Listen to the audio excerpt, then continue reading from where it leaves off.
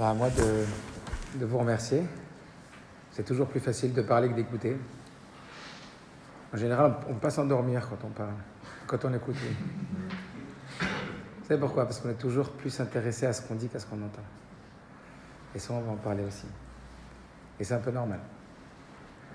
Je tiens à remercier énormément l'accueil que vous nous faites.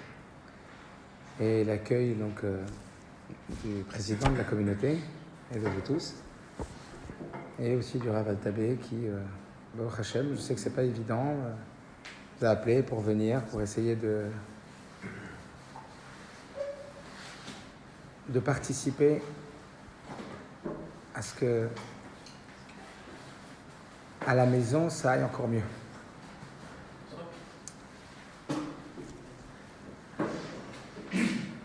Alors certainement que je vais faire les choses un peu, on parlait de la formalité tout à l'heure. Il faut profiter de chaque situation, on est un petit groupe, c'est Kedaï, c'est vraiment intéressant.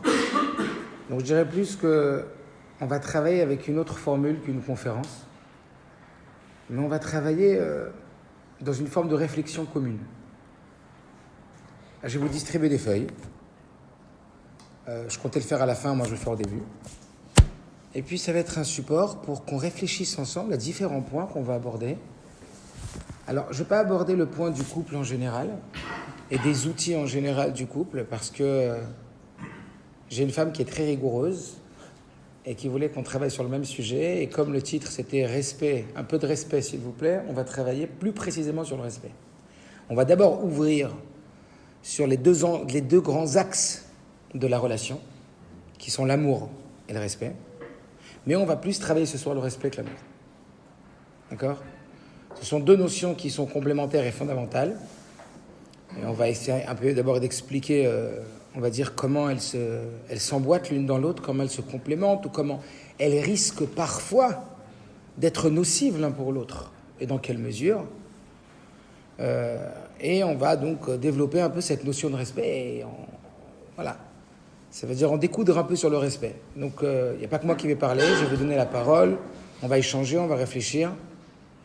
L'objectif étant, parce qu'il faut toujours refixer ses objectifs, comme lorsqu'on rentre à la boulangerie et qu'on est au téléphone, et puis qu'on ressort, et puis qu'on est obligé d'acheter le pain. Ça arrive. Il est fondamental de fixer l'objectif avec lequel on arrive dans une situation, dans un endroit. Plus précisément, comment je rentre et comment je souhaite ressortir. Avec quoi je veux ressortir? Avec une baguette, avec des chaussures, avec un apprentissage, avec une nouvelle aptitude, avec une décision d'avoir une nouvelle attitude. Est-ce que vous comprenez? Et l'objectif étant, en tout cas mon objectif, lorsque je viens ici, c'est de me dire, peut-être qu'en réfléchissant ensemble, ça va modifier quelque chose, améliorer quelque chose, pour une personne.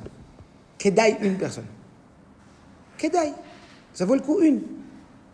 Parce qu'à partir d'une personne, le monde, il peut changer. Une seule personne. Et Michel dit que chaque individu doit se dire lui-même Bishvili Nivra Olam. Le monde, il a été créé pour moi. C'est pas de la prétention, c'est pas de l'orgueil. C'est au contraire une forme de responsabilité et une forme de conscience de l'importance de chaque individu. Je me rappelle d'une photo qui m'a beaucoup marqué, qu'on m'a montrée d'une personne très âgée. Enfin, c'était pas une personne très âgée, puisque c'était un groupe. On aurait dit un yishuv, vous savez, comme en Israël, un village israélien. Puis il y avait une très très vieille femme au milieu. Et puis il y avait plein de personnes autour, de différents âges, avec des cheveux blancs, avec des cheveux noirs, et puis des petits-enfants, des tout-petits-enfants. Ils étaient une centaine au moins. Et puis sur cette photo, c'était écrit en dessous, cette dame pesait 28 kilos en 1945 lorsqu'elle est sortie des camps de la mort. Elle s'est remontée, elle s'est reconstruite. Tout ce qu'il y a autour, ce sont ses enfants, ses petits-enfants et ses arrière-petits-enfants. Si Dieu il a créé l'humanité en commençant à créer un seul couple, c'est pas pour rien. Il aurait pu en créer 3000. Le monde est grand. 3 millions. Non, un. Pourquoi? Pourquoi commencer avec un couple? Je sais pas. Il y a du monde. Un couple, pourquoi? Chayav Adam Lomar, c'est ce que ce couple. c'est le tien. Voilà à quoi tu dois t'identifier. Vous comprenez? C'est-à-dire de se dire que en changeant soi-même, on va tellement changer son entourage. On va tellement modifier. Et ça, c'est ce qui est perceptible à nos yeux. Mais il y a des choses qui sont loin d'être perceptibles aux yeux, mais qui vont avoir des répercussions énormes. On sait quand on est vu, mais on ne sait pas quand on est vu. Ça veut dire qu'il y a plein de fois où on sait qu'on est regardé par nos enfants, par notre entourage. Et quand ça va mieux à la maison, qui sont les premiers bénéficiaires? Ce sont les enfants. Et puis c'est les gens autour de nous. Et puis, mais non, il y a beaucoup plus que ça. Il y a des répercussions beaucoup plus fortes. Alors, je ne vais pas rentrer dans de la chassidoute profonde, mais sachez que, pour le citer, eh bien, le Rabbi de Lubavitch nous demande pourquoi, dans notre génération, il est si dur de réussir son couple. Pourquoi, aujourd'hui, quand on voit les statistiques au consistoire, en tout cas à Paris, on est à près de 60% de divorces. Pourquoi, quand j'étais à Nice, il y a quelques temps, ils sont à 80% là-bas. C'est juste difficile de comprendre une chose pareille. Et quand on parle de ça, on parle d'une véritable difficulté à réussir la paix dans son foyer. Alors, on va donner plein de raisons. Et ce n'est pas le sujet de ce soir.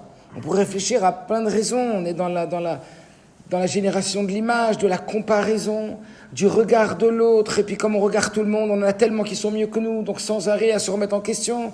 On est dans une génération faible qui a besoin de tellement de valorisation de l'extérieur, tant elle est faible à l'intérieur. Et ça, on va en parler tout à l'heure. Mais il y a aussi plein de défis, que le défi qu'est aujourd'hui le monde de la consommation. On est là sans arrêt à avoir besoin de toujours plus et puis toujours du tout cuit. Comme un magnifique couple disait, mais comment vous avez tenu 50 ans? J'avais 50 ans de mariage, j'ai fêté dans 50 ans. Comment vous avez tenu 50 ans? Je dis, à l'époque, nous, on ne vivait pas avec du jetable. Donc quand ça se cassait, on réparait. Aujourd'hui, c'est du jetable. Ça se casse, on jette. On est dans le chat famille.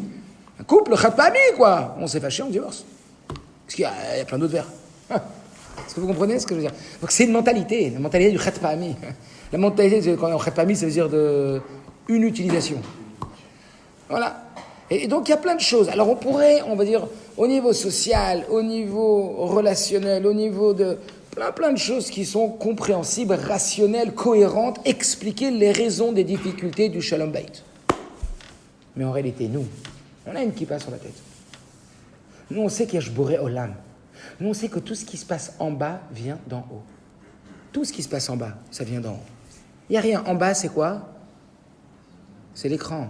Le projecteur, il est en haut. Vous savez ce qu'on dit? Lorsqu'un chien, il reçoit un coup de bâton, mais dans la forêt, il reçoit un coup de bâton très fort. Le chien, il regarde, il voit qu'il n'y a personne, il voit le bâton, qu'est-ce qu'il fait? Il s'attaque au bâton. Mais nous, quand on reçoit un coup de bâton fort, on ne regarde pas le bâton. On va chercher celui qui l'a jeté. C'est un machal, une image pour dire que nous, on sait que tout ce qui se passe en bas, ça vient d'en haut. En bas, ce n'est que la projection de ce qui se passe en haut. Da'ama le ma'ala mimar. Sache ce qu'il y a au-dessus de toi. Et c'est pour ça qu'on met ce petit bout de tissu. Pour nous rappeler en permanence qu'il y a quelqu'un au-dessus de nous. Et en vérité, tout ce qui se passe en bas, ça gère d'en haut. Donc tout ce qu'on voit ici, ce ne sont que des répercussions de ce qui se passe en haut, vous comprenez? Donc l'enjeu est énorme. Je parlerai de l'effet papillon pour ceux qui le connaissent. Ça veut dire que toute petite chose qu'on fait en bas a des répercussions énormes. On nous dit que lorsque l'ombre du soleil se déplace, vous avez la chance d'avoir beaucoup de soleil, vous, dans l'année. Lorsque l'ombre du soleil se déplace de quelques centimètres, combien de kilomètres le soleil a parcouru? Allez, le soleil se déplace de 3 centimètres sur Terre. L'ombre du soleil se déplace de 3 centimètres. Combien le soleil a parcouru de kilomètres? De milliers, de dizaines, de centaines de milliers de kilomètres. Il y a un effet papillon. C'est la Terre. C'est là. C'est la Terre qui bouge. Alors, je ne vais pas rentrer dans cette petite polémique, mais sachez que ce n'est pas la Terre qui tourne autour du Soleil, mais c'est le Soleil qui tourne autour de la Terre. Mais je ne vais pas rentrer dans ça maintenant. Ce serait un autre cours, Rav Tabib vous en dira plus.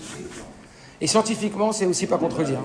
Il y a deux avis scientifiques, et la Torah définit que c'est la Terre qui est le centre, parce que Dieu a créé l'univers pour la Terre. Donc c'est un peu le nombril du monde. Est-ce que vous comprenez? Tout tourne autour de lui. On verra que ça, c'est un de nos problèmes. Quand on croit que notre femme, elle tourne autour de nous, nos enfants aussi. On croit que tout tourne autour de nous. On va en parler. Ça, c'est un vrai problème par rapport au respect. C'est autre chose. Si l'univers tourne là. Oui. C'est mieux que de dire que c'est le soleil qui tourne. Si c'est tout l'univers, on comprend, mais s'il n'y a que le soleil qui tourne autour de la Terre. Il n'y a pas que le soleil. Voilà. Ouais. Pas de souci. Donc, en tout état de cause, pour dire que l'effet papillon, ça veut dire qu'il y a des répercussions énormes à tous nos petits faits et gestes ici-bas. On lui dit que lorsqu'une personne âgée bouge la terre sur terre avec sa canne, il fait trembler les mondes. On ne sait pas, nous. On ne sait pas. On ne voit pas. Mais il y a des répercussions énormes. Quand on nous dit qu'il y a fait shahad tchouva ou masim tovim, qu'un petit peu de tchouva sur terre, une bonne action sur terre, ça va nous suivre pour l'éternité. Les répercussions sont démesurées. Est-ce que vous comprenez? Donc s'il y a des problèmes de shalom bayit aujourd'hui, en bas, c'est parce qu'il y a des problèmes en haut. Et pas que en bas. S'il y a des problèmes en bas et qu'on voit des problèmes, des raisons que ce soit qu'il y ait des problèmes en bas, ce ne sont que des prétextes pour le vrai problème qui est en haut. Comme une personne que Dieu préserve qui, à 180 ans, quitte ce monde parce qu'elle s'est fait renverser, elle devait partir ce jour-là. Maintenant, c'est la voiture, ça aurait pas été la voiture, ça aurait été autre chose. Vous comprenez? Donc, quelque part, comprendre que le problème est un problème souche beaucoup plus haut spirituellement. C'est ce qu'on appelle dans le langage de la chassidoute, yichudzun, l'unification du masculin et du féminin. Lorsque Mashiach va venir, et il est prêt de venir, eh bien, il va se passer ce qu'on appelle l'unification entre le divin et l'humain. Le divin étant le donateur, et l'humain étant le receveur, ce qu'on appelle le mashpia et le mekabel, le zachar ou nekeva, masculin et féminin. Quand Mashiach va venir, ça va être quoi? Le mariage entre nous et Akadosh Baruch Hu. Dimension du mariage entre nous et Dieu. On dit que Matan Torah, Yom Chupatos ou Matan Torah, c'était les Kiddushin en vérité, c'était les fiançailles. Et Mashiach viendra comme un mariage scellé mariage entre nous et Dieu. Comme c'est une dimension spirituelle du mariage qui arrive avec Mashiach, le combat aujourd'hui se fait, l'ennemi donne toutes ses forces pour ne pas que le mariage ici-bas réussisse dans sa dimension juive. Et donc, répercussion générale. Est-ce que vous comprenez? Pourquoi je vous dis ça? Pour vous dire que lorsqu'on réussit son mariage, on prépare la venue du Mashiach. Lorsqu'on réussit, lorsqu'on s'investit, ce n'est pas une réussite sociale, ce n'est pas une réussite familiale, c'est une réussite spirituelle. D'ailleurs, pour ceux qui ont l'habitude tous les matins de réciter la Mishnah Peah avant le début de la Tfila, voici les choses qui n'ont pas de mesure tellement elles sont importantes. Qu'est-ce qu'on dit avant de commencer à prier? Message divin, avant de commencer à prier. Shalom ben ish leishto v'talmud Torah keneged kulam. Mais au même niveau, la valeur de l'étude est Shalom ben ish leishto. D'abord, fais le shalom avec ta femme. Ça, en l'aime shiur. Ça veut dire qu'on doit voir son investissement dans la réussite de son couple comme une réussite avodat kodesh. Vous comprenez? Parce que nos efforts, c'est pas juste pour que je sois heureux à la maison, pour que je sois content de rentrer chez moi le soir, pour que ce soit un kiff à la maison. Ah, on va pas dire le contraire, bien sûr. Mais dites-vous bien que c'est pas juste une réussite relationnelle humaine qui est cachée derrière l'enjeu de la réussite du couple. C'est une réussite purement spirituelle. D'ailleurs, vous voyez bien combien Dieu s'immisce dans cette relation, combien Dieu prend part dans cette relation. Alors, juste avant de vous distribuer les feuilles, je vous pose une petite question. Et le temps de distribuer des feuilles, vous allez réfléchir. Est-ce que vous pourriez, puisque c'est le sujet de ce soir, un peu de respect, s'il vous plaît? En un mot, c'est quoi le respect? En un mot. Pas 10, un mot. C'est quoi le respect? Vous allez réfléchir quelques secondes, le temps que je puisse passer les feuilles. Vous allez les recevoir et vous me dites.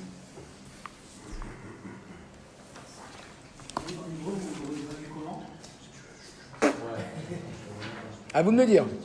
I don't know. Vous n'avez pas eu de feuille? Vous n'avez pas eu de feuille? Ah, tout le monde va répondre. Tout le monde va être obligé de répondre. À part si un petit joker, à ce moment-là, la question prochaine, il sera obligé de répondre 2 fois.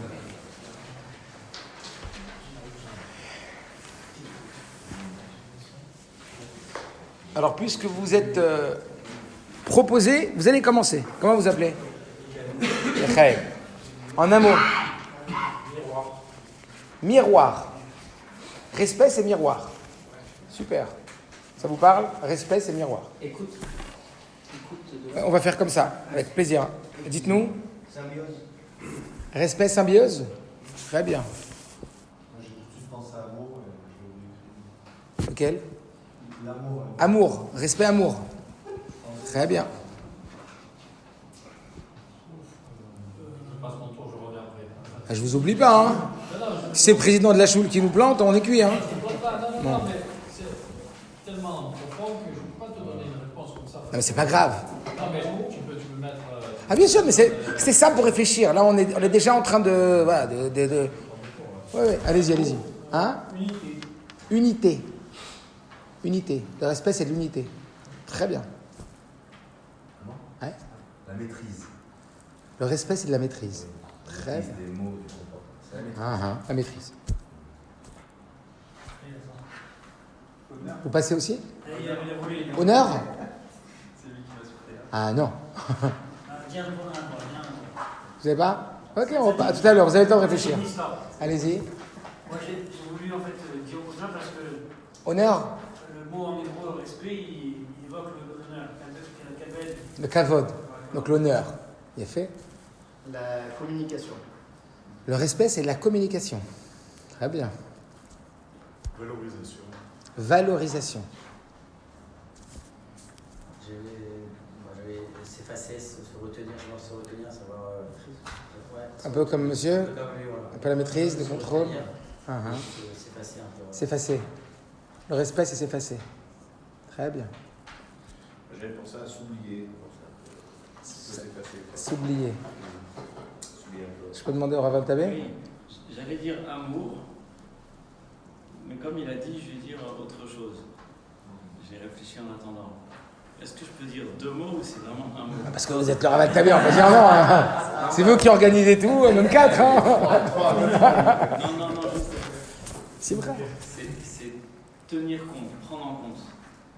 Comment dire? Il y a peut-être un mot. Ok, tenir compte. Considérer. Considération. Oui, ça peut être aussi. Ça fait? Moi, avant qu'on fasse tout ça, je pensais à un mot, c'est l'autre.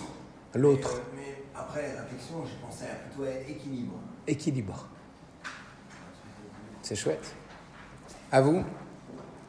J'avais dit plutôt l'écoute de l'autre, savoir écouter. Savoir écouter l'autre. Donc ça rejoint un petit peu la communication? Oui. C'est Un plus peu. de l'écoute. C'est plus de l'écoute. Le respect, c'est de l'écoute. C'est l'écoute de l'autre. Très très bien. Ouais. L'empathie. L'empathie. Donc du respect, c'est de l'empathie. Bien fait. C'était l'amour. C'était L'amour. l'amour. Magnifique. Bon, eh bien d'abord, merci beaucoup. Vous l'avez? Le jugement. Le jugement. Respect, c'est jugement. Le bon jugement positif. D'accord. Le respect, c'est de la modestie. Bien fait.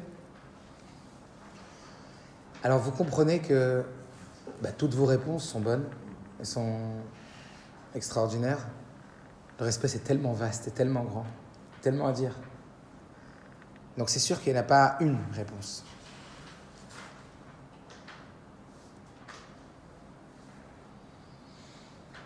Et c'est vrai que c'est un peu tout ce que vous avez dit. On va donc essayer maintenant, juste d'abord de redéfinir l'amour et le respect, et ensuite de partir dans une direction du respect et essayer de visionner différentes expressions ou différentes positions que le respect il a. On va aussi voir certains enjeux du respect et certains pièges qu'il y a dans l'amour et dans le respect. Alors on va commencer avec la première partie. Amour et respect, comment ça marche? Eh bien, c'est la même chose, l'amour et le respect. Non. C'est deux mouvements diamétralement opposés. C'est vrai qu'on va voir que dans le respect, il y a de l'amour. Donc ceux qui ont répondu amour, ils ont raison. Mais on va voir pourquoi est-ce qu'on aborde d'abord l'amour et le respect comme deux notions qui sont diamétralement opposées. L'amour et le respect, ce sont deux mouvements. Voilà, on va voir. L'amour et le respect, ce sont deux mouvements, ce qu'on appelle en hébreu des tnuot. L'amour est un mouvement de proximité. La ahava, quand tu aimes quelqu'un, tu veux te rapprocher de lui. Tu as senti un lien, qui est cher, c'est sympathique, communication, on est proche. Ça, Ça matche bien ensemble, j'aime bien être avec lui, j'aime bien parler avec lui. Qu'est-ce qui se passe à ce moment-là? Je me rapproche de lui. Kirouv, il y a une proximité. Donc l'amour, c'est une noix de Kirouv. On aime Hachem, on a envie de se rapprocher de lui. On aime quelqu'un, on a envie de se rapprocher. T'aimes une personne, tu as envie de vivre avec elle. Donc il y a une dimension d'amour qui est en vérité une dimension de proximité. Comme on va le comparer à un accélérateur dans une voiture. C'est l'accélérateur de la relation. L'amour était l'accélérateur de la relation. Quand on s'aime fort, on est très attachés, très liés. On ne peut pas se séparer, même une heure. Le respect, on va le voir comme ça, parce qu'encore une fois, il y a plusieurs formes. Hein. Le respect, on va le voir exactement. C'est le contraire, c'est la retenue. C'est une noix un peu de richouk, un mouvement de retenue, d'éloignement. Comprenez, comme un frein. Tout doux. Accélère en ta relation, message freiné. La plupart des accidents, c'est qu'on n'a pas contrôlé les freins. Combien de couples divorcent? Non pas parce qu'ils ne s'aiment pas. Combien de couples j'ai vu qui étaient très amoureux l'un de l'autre et qui allaient tout droit au consistoire? Ce qui fait avancer un couple, c'est l'amour. Ce qui maintient un couple, c'est le respect. Allez-y. Donc, ça, ce que je dis, c'est l'équilibre entre les deux. Oh, on va voir très bien. Ça veut dire, pour l'instant, ça peut être adapté à toutes les relations, même père, enfant, etc., business, travail, etc. L'amour et le respect sont complémentaires. L'amour et le respect, c'est donc ces deux notions qui sont nécessaires dans la relation harmonieuse. D'ailleurs, avec Dieu, Ava veillera, Ava Tachem, veillera Tachem. Ce sont les deux ailes qui nous poussent dans la relation. Vous comprenez? Donc, on doit jumeler dans son couple de l'amour et du respect. On va appeler ça de la proximité, de la retenue. D'ailleurs, quand Dieu vient s'immiscer dans notre couple, parce que Dieu a décidé d'être le troisième du couple, où c'est qu'il s'immisce? Dans l'équilibre relationnel. Je vais vous dire, quand vous allez vous rapprocher tout près. Quoi, plus que maman et papa? Oui, très près.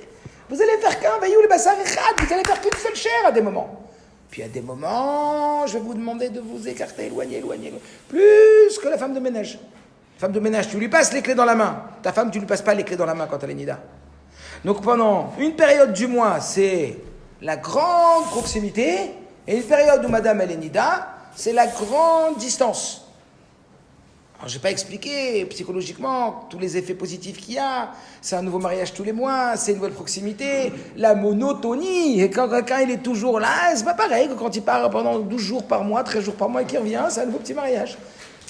En tout cas, on voit bien que la difficulté à la réussite relationnelle est dans, comme vous l'avez justement dit, dans l'équilibre entre la proximité, l'amour, mais en même temps, la distance qu'il va falloir fournir. D'ailleurs, c'est pas par hasard qu'on est en train de parler de respect dans la période du Homer. Si le Rav Altabé a décidé d'organiser cette petite réflexion commune à propos du respect, pendant cette période, c'est pas pour rien. Pourquoi? Parce que c'est à cause de cette faute-là qu'ils sont morts les élèves de Rabbi Akiva. Ouais, c'est à cause de cette faute. Quelle faute? L'Onahagu Kavod Zebazé. Combien c'était? 24 000. Et c'était 24 000 élèves de Rabbi Akiva, 24 000 Roshei Yeshivot, 24 000 Gdolim de la Torah. Imaginez-vous les élèves de Rabbi Akiva. C'était pas des, quand on dit les de Rabbi Akiva, ils n'avaient pas des culottes courtes et ils n'allaient pas faire un football en Marseille avec les tongs. C'était les élèves de Rabbi Akiva. Ça veut dire que c'était des Géonim Atsumim, des maîtres de la Torah. Avec un maître qui livrait comme message essentiel Ve'afta l'ereacha kamocha. Ze Ramar Rabbi Akiva, ze klal gadol batorah. Si tu as un message, Rabbi Akiva, c'est lequel? Ve'afta l'ereacha kamocha. Donc quand la Gemara les appelle les 24 000 élèves de Rabbi Akiva, c'est qu'ils étaient à la hauteur d'être appelés les élèves de Rabbi Akiva. Quand parfois on vous dit, ouais, moi je suis un élève de tel Rav. Et puis il va en boîte de nuit, il fume un peu de trucs, il va fumer. Mais si tu étais l'élève de ton Rav, tu crois que tu ferais ce que tu fais? C'est-à-dire, il y a des choses, quand tu veux être l'élève de ton Rav, il faut être à la hauteur d'être appelé l'élève de ton Rav. Il faut écouter ses enseignements, il faut y aller, il faut augmenter, vous comprenez, il faut être à la hauteur d'être appelé l'élève de ce Rav. Parce que sinon, tu es nul, le Rav. Sinon, le Rav, je suis l'élève de Rav Intel. Ouais, d'accord, mais dis donc, ces élèves, t'as qu'à voir l'élève, t'as qu'à voir le Rav. Non. Une fois, je me suis permis de dire à un jeune, mais non, ne dis pas que je suis ton Rav. Je suis ton Rav si tu m'écoutes. Ou tu fais le travail ou l'effort pour y arriver tout doucement, même si tu ne vas pas y arriver en un jour. Est-ce que vous comprenez ou pas? C'est un leurre. C'est la mode d'avoir son Rav, d'avoir son psy, d'avoir son coach, d'avoir son Rav. Non, c'est pas comme ça. Vous comprenez? Donc quand la Gemara, elle appelle les élèves de Rabbi Akiva, les élèves de Rabbi Akiva, c'était les vrais élèves de Rabbi Akiva. C'est-à-dire qu'ils étaient à la hauteur de ce titre. Donc ils avaient atteint ce niveau de Ve'ahavta l'erecha kamocha. Ils avaient atteint ce niveau de l'amour du prochain. Et justement, comment avoir atteint l'amour? Mais l'amour avec un grand A, celui des élèves de Rabbi Akiva, celui du maître, de Ve'ahavta l'erecha kamocha, et d'en arriver à te manquer de respect. Et d'en être mort, 24 000 en quelques jours. Ça veut dire près de 700 Rosh Yeshivot qui mouraient par jour. Alors on a après la Gomer, au Hachem, ils ont arrêté de mourir des Shkalag. Mais imaginez-vous, pourquoi? L'Onagu Kavod Zebazé. C'est quoi le message? Quel rapport entre le fait qu'ils étaient les élèves de Rabbi Akiva et puis qu'ils sont manqués de respect? Comme s'il y avait une leçon, parce qu'évidemment qu'il y a une leçon à tirer pour nous, il y a un apprentissage, il y a un enseignement. C'est quoi l'enseignement? Pourquoi dire des élèves qui sont les représentants de l'amour du prochain qu'ils sont morts à cause d'un manque de kavod? Ce couple qui était représentant de l'amour dans notre famille, ce couple est mort parce qu'il manquait de kavod. Ouh la vache, ça veut dire que ça ne suffit pas d'avoir plein d'amour pour quelqu'un pour ne pas faire mourir ce couple. Et en même temps les enfants. Parce que les familles dysfonctionnelles, qu'est-ce qui paye les gosses? Allez, dites. Pourquoi, à votre avis? Pourquoi avoir choisi ceux qui représentent l'amour du prochain dans leur réussite la plus absolue pour nous dire qu'avec un manque de kavod, c'était la cata? C'est peut-être vu pour signifier que le moindre relâchement, ça suffit. Dans le kavod? Ouais. Le moindre relâchement dans le kavod, ça peut être fatal, même si on s'aime. Même pour le plus haut, pour le top, ça. Bravo, excellent. Ça veut dire que t'as beau aimer ta femme, magnifique, mais si tu lui manques de respect, ça peut être fatal. Ça peut être fatal. Mais comment, tout ce que je fais pour toi? Écoute-moi bien, fais rien, mais respecte-moi. Est-ce que vous comprenez ce que je veux dire? Comme si c'était une valeur qui était tellement précieuse. Mais quoi, avec tout ce que je fais pour toi? Le travail, la maison, les enfants, le truc. Ça va, je me suis énervé, je me suis emporté, ça va, Il n'y a pas de ça va. Tu parles de ma mère? Hein? Comme ça, tu parles de ma mère? Quand même les mères. Même non, pas. Même le respect sur les mères. On parlait du respect des femmes. Qu'est-ce que c'est ça? Non, mais c'est ma mère. Tu parles de ma mère?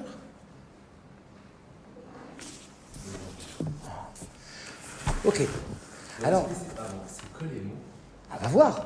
Parce que les, oui, les hommes, les actes. les femmes sont sensibles aux mots, Oui. les hommes sont sensibles aux actes, et à l'arrivée, Ah, vous dites comme ça, les femmes sont sensibles aux mots et les hommes aux actes? on dirait. Joli, intéressant. On va essayer d'en parler. Ouais. Alors, je vais aller un peu plus vite, parce qu'il y a plein de choses à dire, mais c'est très intéressant. Non, parce qu'on a toute notre sensibilité, on va en parler. Alors, la Nikuda, elle est comme ça.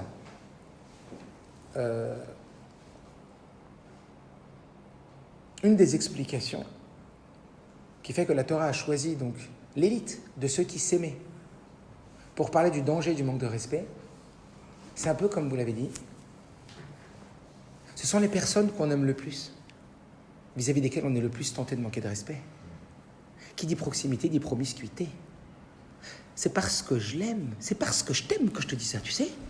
C'est parce que je t'aime que je te supporte pas comme ça. C'est parce que je t'aime que je te critique à longueur de journée. C'est parce que j'aime mes enfants qu'à chaque fois que ça va pas, je vais pas en rater une. Et à la fin, les enfants vont vivre dans un bain de critiques. Parce qu'ils m'aiment, papa. Alors toute la journée, il me fait des reproches. Qu'est-ce qu'il m'aime? Bien sûr. Mais oui. Mais s'il m'aimait pas, mais t'as pas compris que si je t'aimais pas, je te dirais rien? C'est parce que je t'aime. L'amour est dangereux. L'amour est très dangereux. Hein? Pourquoi quand on te confie ton neveu ou qu'on te confie un autre enfant qui fait la même bêtise que ton fils, c'est ton fils qui va en prendre plein la tête? Et puis l'autre, c'est pas grave, hein? Eh bien, tout simplement parce que tu l'aimes plus, donc tu te sens plus responsable, tu es plus sensible. C'est ce qui s'est passé. Les élèves de Rabbi Akiva, Ils avaient tous leur version. Vous savez, il y a 7 milliards d'individus sur Terre, il y a 7 milliards de visages différents. On va en reparler de cette histoire. Pourquoi tu as fait ça? Ça va, on ne va pas rencontrer tous les gens qui habitent en Ouzbékistan et au Pakistan. Donc, c'est pas grave si je trouve quelqu'un sur une photo. Oh, il te ressemble, c'est comme toi. Non? On a tous un nez, 2 yeux, une bouche. Si on vous dit, tu sais quoi? On va faire un petit jeu. Allez, 2 yeux, un nez, une bouche, 2 oreilles, un menton, voilà, hein? Vous me faites 7 milliards de visages différents. Mais ça va pas, non? Tu m'as donné 5 trucs. Vous avez vu un humain qui ressemble à un autre. Un peu de loin, le fils, le père. Est-ce que vous comprenez? Pourquoi? C'est incroyable. Alors, parce que chacun a sa version de la vie. Chacun a sa vision des choses. Chacun on va le voir, à sa fabrication, son éducation, ses priorités, ses valeurs, ses besoins, ses expressions verbales, expressions de l'acte. Il y a tellement, c'est un bouquet tellement fleuri, tellement rempli, tellement complexe l'individu. On est tous différents à la fin, ça récolle. Au bout du compte, on est tous différents. On parlait tout à l'heure de respect, c'est l'unité. Bravo. Attention, l'unité, ce n'est pas l'uniformité. On va en parler. L'unité, ce n'est pas l'uniformité. Vous avez joliment dit, le respect, c'est l'unité. D'être unis. Alors, le point, c'est quoi? Pourquoi les élèves de Rabbi Akiva, ils sont manqués de respect? Parce qu'ils s'aimaient tellement et ils étaient tellement convaincus d'avoir la bonne version de la Torah de leur maître que lorsqu'ils voyaient un ami qui avait, selon eux, mal compris la Torah de leur maître, alors par amour, ils manquaient de respect. En français, j'aime pas cette phrase, mais elle est très forte. L'enfer est pavé de bonnes intentions. Je dirais que le respect est pavé d'amour. Le manque de respect, pardon. Le manque de respect est pavé d'amour. Il y a plein de fois où je manque de respect par ce que j'aime. Attention. Limite. Rouge. Stop. Ça sonne. On s'arrête. Il y a une limite, une zone à ne pas franchir. Comprenez? Même si tu aimes. J'ai les numéros du loto. J'ai envie de te les donner. J'ai envie de te donner les numéros du loto. Ça me fait plaisir. Mais non, t'as pas les bons. Je te dis que c'est les bons. Mais non, je te dis que t'as pas les bons. Je le prends contre le mur et je le plaque contre le mur. C'est les bons numéros, je te dis. Tu vas les jouer, oui. C'est ce qu'on fait avec nos enfants. Ce qu'on fait avec notre femme. Ce qu'on fait... Hein? C'est ce qu'on aime. Ah, mais c'est parce que je les aime, mes enfants, qu'ils y ont droit. Est-ce que vous comprenez ou pas? Attention. Qui aime bien châtie bien. Ah, exactement. Qui aime bien châtie bien. Donc ça veut dire que l'accélérateur, il est important. On ne va pas tellement parler de l'amour ce soir. C'est pas le sujet de ce soir. C'est plus sympathique de parler d'amour, mais je sais, mais pas grave, il faut parler de respect aussi. Hein. Parce qu'encore une fois, comme le Tanya a dit, chapitre 41, même dans la relation à Dieu, ce qui étaye, et ce qui amplifie, ce qui épanouit, ce qui améliore notre relation à Dieu, c'est de l'aimer. Mais ce qui la tient, c'est le respect. Est-ce que vous comprenez? Donc on commence d'abord par quoi? D'abord le respect. Même si l'amour, c'est celui-là qu'on a besoin. Il achète une voiture, une Ferrari, il n'a plus jamais mis sur l'accélérateur. Tu vois pourquoi je suis marié? Est-ce que vous comprenez ou pas? Comment? C'est le respect ou la crainte de Dieu. Oh, alors on est en train justement de lier ces deux choses-là, on va comprendre pourquoi. Donc les élèves de Rabbi Akiva, vous l'avez bien compris, ils s'aimaient tellement, qu'ils voulaient tellement le bien de l'autre, qu'ils se sont donné des ayants droit positifs. Donc comme on a dit, voilà, l'enfer est pavé de bonnes intentions, le manque de respect est pavé d'amour. Regardez à qui on manque de respect dans notre vie. Ben moi, on ne va pas manquer de respect, moi non plus, hein. Puis je risque pas, on se dit au revoir dans une heure. Ben oui, parce que quand même, la distance, comprenez ou pas, la distance, elle facilite le respect. Bonjour, oh là, qu'est-ce qu'il est poli. Il faut le voir à la maison. Hein. Quand sa femme lui fait une réflexion et qu'il ne la supporte pas, c'est pas le même. Hein. Ah ben j'ai toujours vu calme à la choule. Ah, il était toujours respectueux, ce monsieur. Mais ça m'étonne. Quoi, il a levé la main? Non. Il a insulté. C'est pas vrai. Est-ce que vous comprenez? Mais les enjeux ne sont pas les mêmes. La sensibilité, on va le voir, n'est pas la même. On n'est pas touché de la même façon. Est-ce que vous comprenez? C'est parce que justement, elle est rentrée dans mon cœur. C'est parce que justement, elle est tellement précieuse. Ou il est tellement précieux. Est-ce que vous comprenez? Donc attention. Oui à l'amour. Avec un grand A. Et donc, ce n'est pas, encore une fois, le cours de ce soir, d'apprendre ou de réfléchir à comment développer cet amour. Parce que ça s'apprend, tout s'apprend, voilà.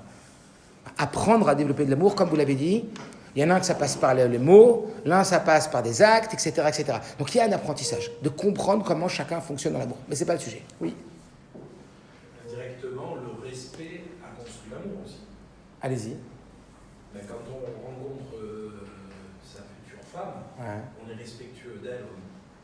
Et après, dans le temps, il y a ce manque de respect. Exactement. Ça veut dire qu'en On réalité... a construit l'amour sur le respect. Bravo. Donc c'est pour ça que je dis que c'était quand plusieurs l'ont dit que l'amour c'était respect, j'ai dit bien sûr que vous avez raison. Seulement on va parler d'une sorte d'amour qui est constructive pour le respect et qui aboutit au respect, ou dont le respect aboutit à cet amour, parce qu'évidemment, qu'on ne peut plus aimer quelqu'un qui ne nous respecte pas. Donc ce manque de respect va aussi aboutir à une destruction de l'amour. Est-ce que vous comprenez? Parce que si quelqu'un ne te respecte pas, tu ne peux pas l'aimer. Donc, ou bien sûr qu'il y a des interactions, vous comprenez ou pas? Que le respect va emmener de l'amour, que l'amour va emmener normalement du respect. Mais il y a un amour dangereux. Est-ce que vous comprenez ou pas? Il y a cet amour qui est celui dont on dit qu'on veut tellement du bien de l'autre qu'on en vient à oublier la distance qui doit toujours être marquée. Une personne très nerveuse demandait un jour au rabbi comment faire pour que mes enfants, pour que vis-à-vis de mes enfants, je sois un père respectueux et plus nerveux et agressif comme je le suis. Parce qu'il savait que c'était pas bien. Mais il n'arrivait pas. C'était plus fort que lui. Il rentrait à la maison, les gosses, le balagan, il n'arrivait pas. Rabbi lui a dit, considérez ses enfants comme si ce n'étaient pas les vôtres. Hein? La distance. Hein? Imaginez-vous, vous êtes à la maison, d'habitude vous criez sur les gosses parce qu'ils n'ont pas fait ça ou ça ou ça. Et là, vous savez qu'il y a le rabbin à la maison. Mon fils, t'as pas ramassé ton manteau? Bah pourquoi tu me parles comme ça, papa? C'est le rabbin? D'habitude, tu hurles dessus. Ton manteau! Tu crois que c'est ton chien? Ah bah dis donc. Faudrait qu'il vienne tous les soirs, le rabbin. Mais enfin, pourquoi tu dis ça? Est-ce que vous comprenez ce que je veux dire? Hein? Il y a de la retenue. Quand il y a le rabbin, quand il y a le... Je sais pas, le rabbin, c'est un exemple, hein, quand... etc., etc. Donc on doit considérer ses enfants comme si c'était les enfants d'Abraham, Israël et Jacob. Bravo! Comme c'était les enfants d'Akadosh Baruch Hu. Exactement, c'était la réponse, je dirais. Qu'en vérité, c'était des enfants du roi, d'Akadosh Baruch Hu, avec beaucoup de kavod. Mais déjà, si on met cette distance, ça va énormément aider, vous comprenez? Alors, on commence à comprendre les enjeux. On commence à comprendre que c'est pas si simple que ça. Il y a une articulation, vous comprenez? Alors, on y va. Amour et respect, comment ça marche? Donc, on va regarder un petit peu le texte, faire les petits points. Tout d'abord, c'est en fonction de ma tendance que se profile mon challenge. Ça veut dire quoi? C'est en fonction de ma tendance que se profile mon challenge. Le challenge du respect. Il y a des gens, c'est très facile pour eux d'être respectueux. Et là, c'est très difficile. Pour qui c'est facile? Pour qui c'est difficile? Celui qui est pour peu d'amour. C'est plus facile, il a de la distance naturelle. Très bien, on va dire celui qui a peu d'amour. On va parler d'un couple qui va bien, qui a de l'amour, tout va bien. Nervosité, il a le chant chaud, il est un peu nerveux le monsieur, ou la madame, hein? Pas évident. Donc il y a des gens qui ont le sang chaud, il y a des gens qui ont le sang froid, il y en a qui sont calmes, il y en a qui sont bien agités. Mais c'est pas grave, c'est juste de savoir que, et en général, celui qui a le sang chaud, c'est le plus gentil, c'est le plus généreux, parce qu'il est plus dans ce qu'on appelle Amidat Chesed. Il est dans l'expression, il est dans le don. Vous comprenez ou pas? Il n'est pas très introverti, il est très extraverti. Mais c'est positif, parce que qu'est-ce qu'il peut donner? Mais le problème, c'est qu'est-ce qu'il peut donner de l'autre côté aussi. Vous avez compris ou pas? Et souvent, parce qu'il donne tellement, on va le voir. Alors de l'autre côté, ça lui donne des ayants droit de donner aussi de l'autre côté. Avec tout ce que je fais pour toi, j'ai des droits sur toi. Aïe, aïe, aïe, aïe, aïe. C'est de ça qu'on va parler un petit peu après, quand on va rentrer un peu plus en profondeur. En tout état de cause, en règle générale, il y a les sangs chauds, les sangs froids, les donateurs et les receveurs, ceux qui sont un peu plus en mode tortue et ceux qui sont un peu plus en mode grande expression. Et effectivement, c'est en fonction de ma tendance que se profile mon challenge de rester dans le respect. Pour certains, c'est vachement facile. Ils peuvent te dire « Ouais, t'as vu, moi je te respecte toujours. » Bien sûr, mais parce que c'est pas difficile pour toi. Parce que dans ton éducation, tu as vu tes parents, etc., des schémas que tu reproduis facilement. Ou alors, justement, il y a quelque chose qui a une facilité, on va le voir tout à l'heure dans le contrôle, parce qu'on va beaucoup parler de contrôle. Tu as appris la maîtrise de toi, tu as appris à te contrôler, tu es un pilote. Tu n'es pas en pilotage automatique, tu es en pilotage manuel. Tu sais mettre des limites à des moments, tu as appris à te retenir. Comme une personne disait au rabbi, j'arrive pas à me retenir quand je me mets en colère. Le rabbi dit, ne réagissez pas pendant 60 secondes. 60 secondes. En médecine, il est prouvé que lorsqu'une personne se met en colère, non seulement la colère, on pense qu'elle va sortir de nous et nous libérer d'elle, au contraire. Non seulement elle va s'amplifier, mais médicalement, plus de 50% de son immunité disparaît pendant les 5 prochaines heures. Ça veut dire que quand vous voyez des gens nerveux, ne vous demandez pas pourquoi ils tombent souvent malades, parce que 50% de l'immunité disparaît dans les 5 heures qui suivent une colère. Est-ce que vous comprenez? Je ne parle pas de la toxicité pour celui qui la reçoit, cette colère. Je parle pour celui qui la vit. Est-ce que vous comprenez? Et nous qui croyons qu'on se met en colère contre l'autre, mais la colère, elle est plus contre soi que contre l'autre. Alors, on va voir qu'il y a des façons de réagir. Mais pour l'instant, comprendre qu'on n'a pas tous le même challenge. Ça veut dire qu'on n'a pas tous la même avoda sur ça, le même travail, le même effort. Vous comprenez? On a chacun son job. Il y en a pour qui s'être marié, c'était vachement facile. Pour qui s'être marié, c'était un olam. D'autres travaillent, la parnassa, c'est comme si c'était un cadeau. Mais les enfants, que c'est difficile. Parce que chacun, il a son boulot, quoi. Est-ce que vous comprenez, je veux dire? On a tous le travail en général, mais chacun, il a un travail plus accru à mener dans certains domaines. Donc, le premier point, c'est quoi? C'est en fonction de ma tendance que se profile mon challenge. En fonction de ma tendance. Si je sais que je suis quelqu'un qui a le sang chaud, qui est nerveux, alors il va falloir que je sache qu'il va falloir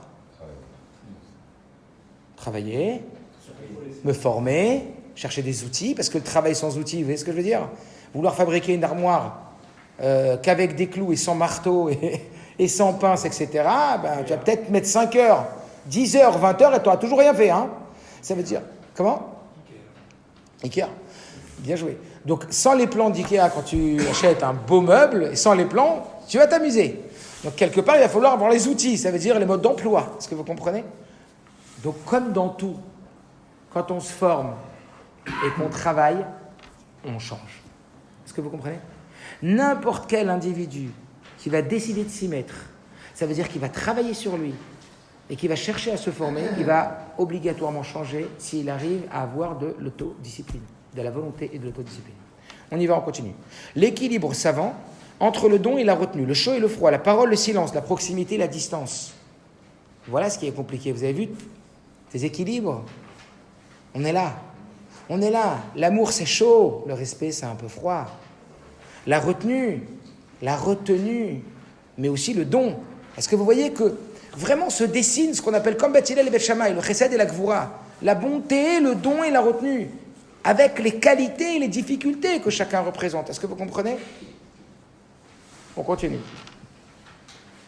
L'amour que je porte à l'autre ne me donne pas le droit de lui manquer de respect. C'est exactement ce qu'on a défini avec les élèves de Rabbi Akiva. Je pense que parce que j'aime, j'ai des droits de manquer de respect. Je n'ai aucun droit de manquer de respect parce que j'aime.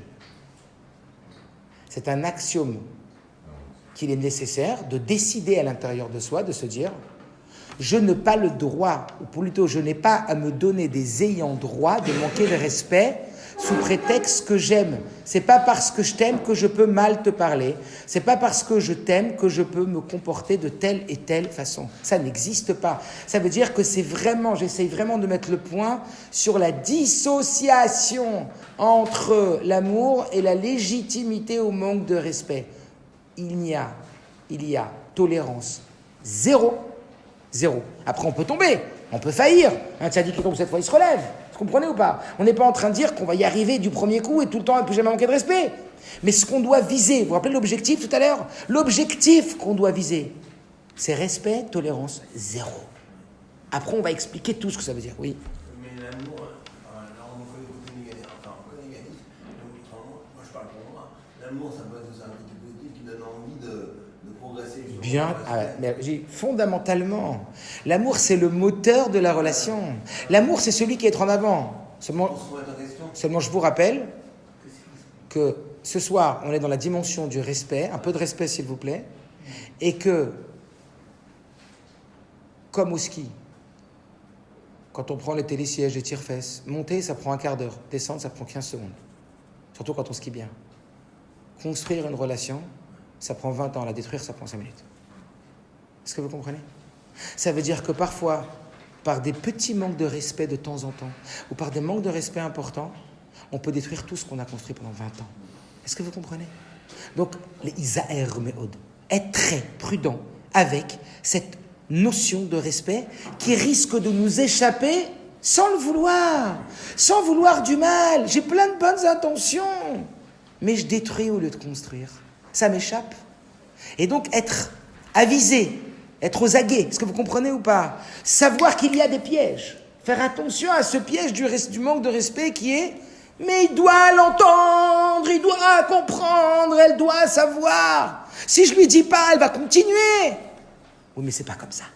Parce que là, t'es pas en train de l'aider à se construire, t'es juste en train de l'aider à te détruire. Et à la détruire et à vous détruire.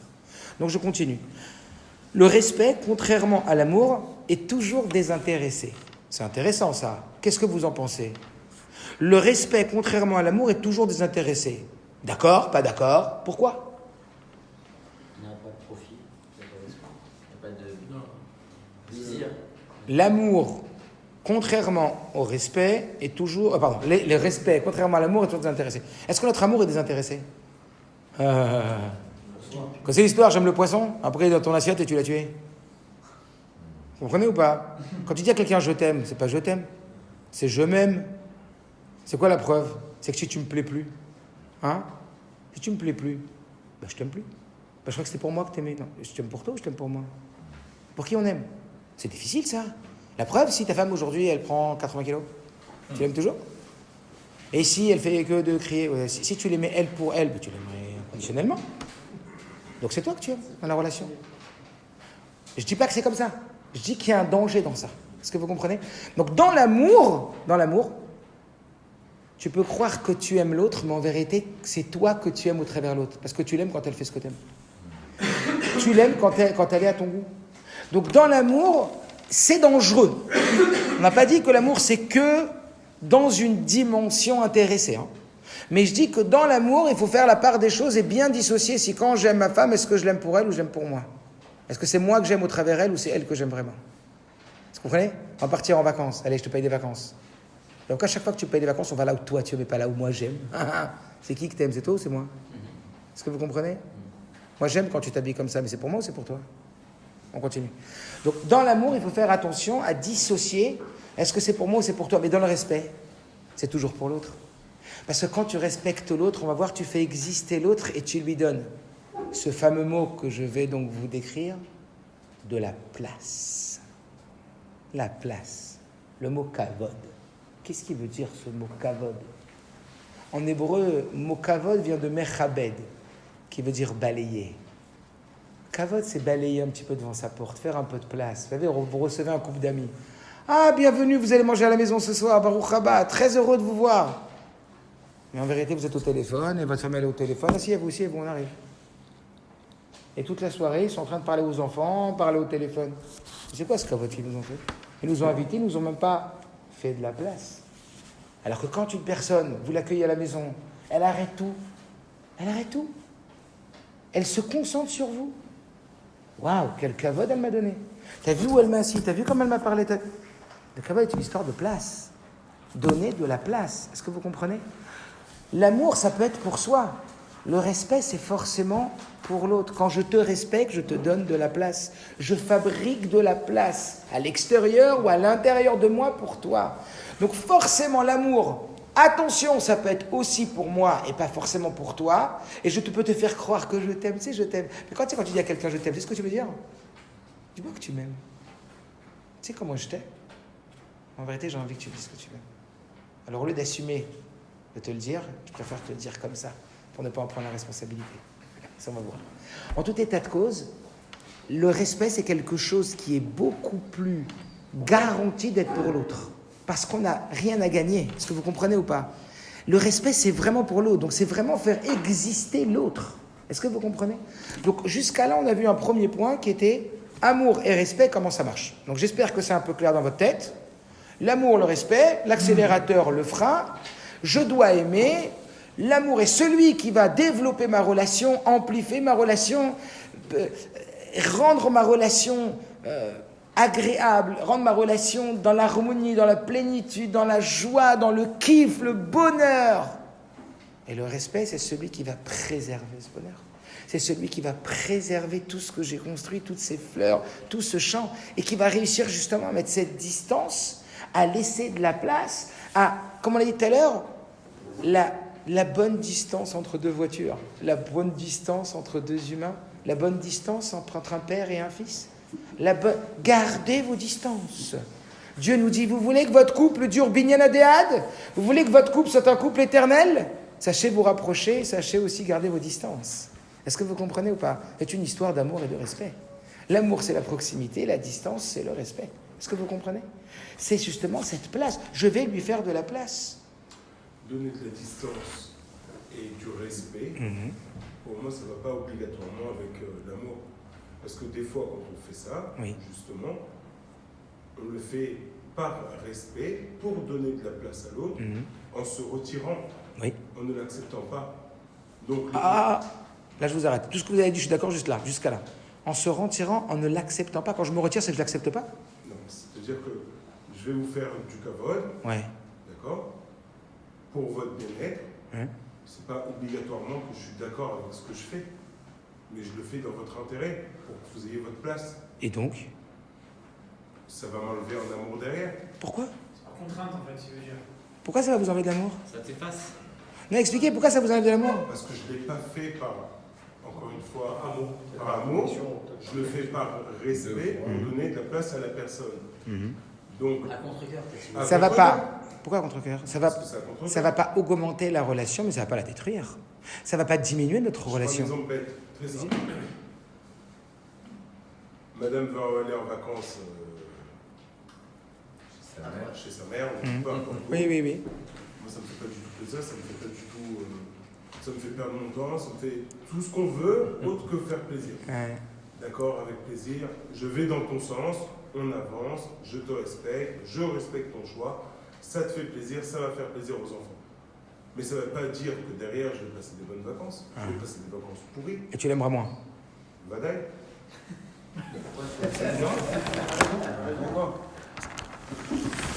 Vous allez vite, on va en parler. En tout état de cause, ce que vous avez dit, c'est pas que le respect, c'est pas parce que... Alors je vais vous répondre. C'est quoi votre prénom? Amram. C'est pas à cause du respect que tu donnes à ta femme, Abraham.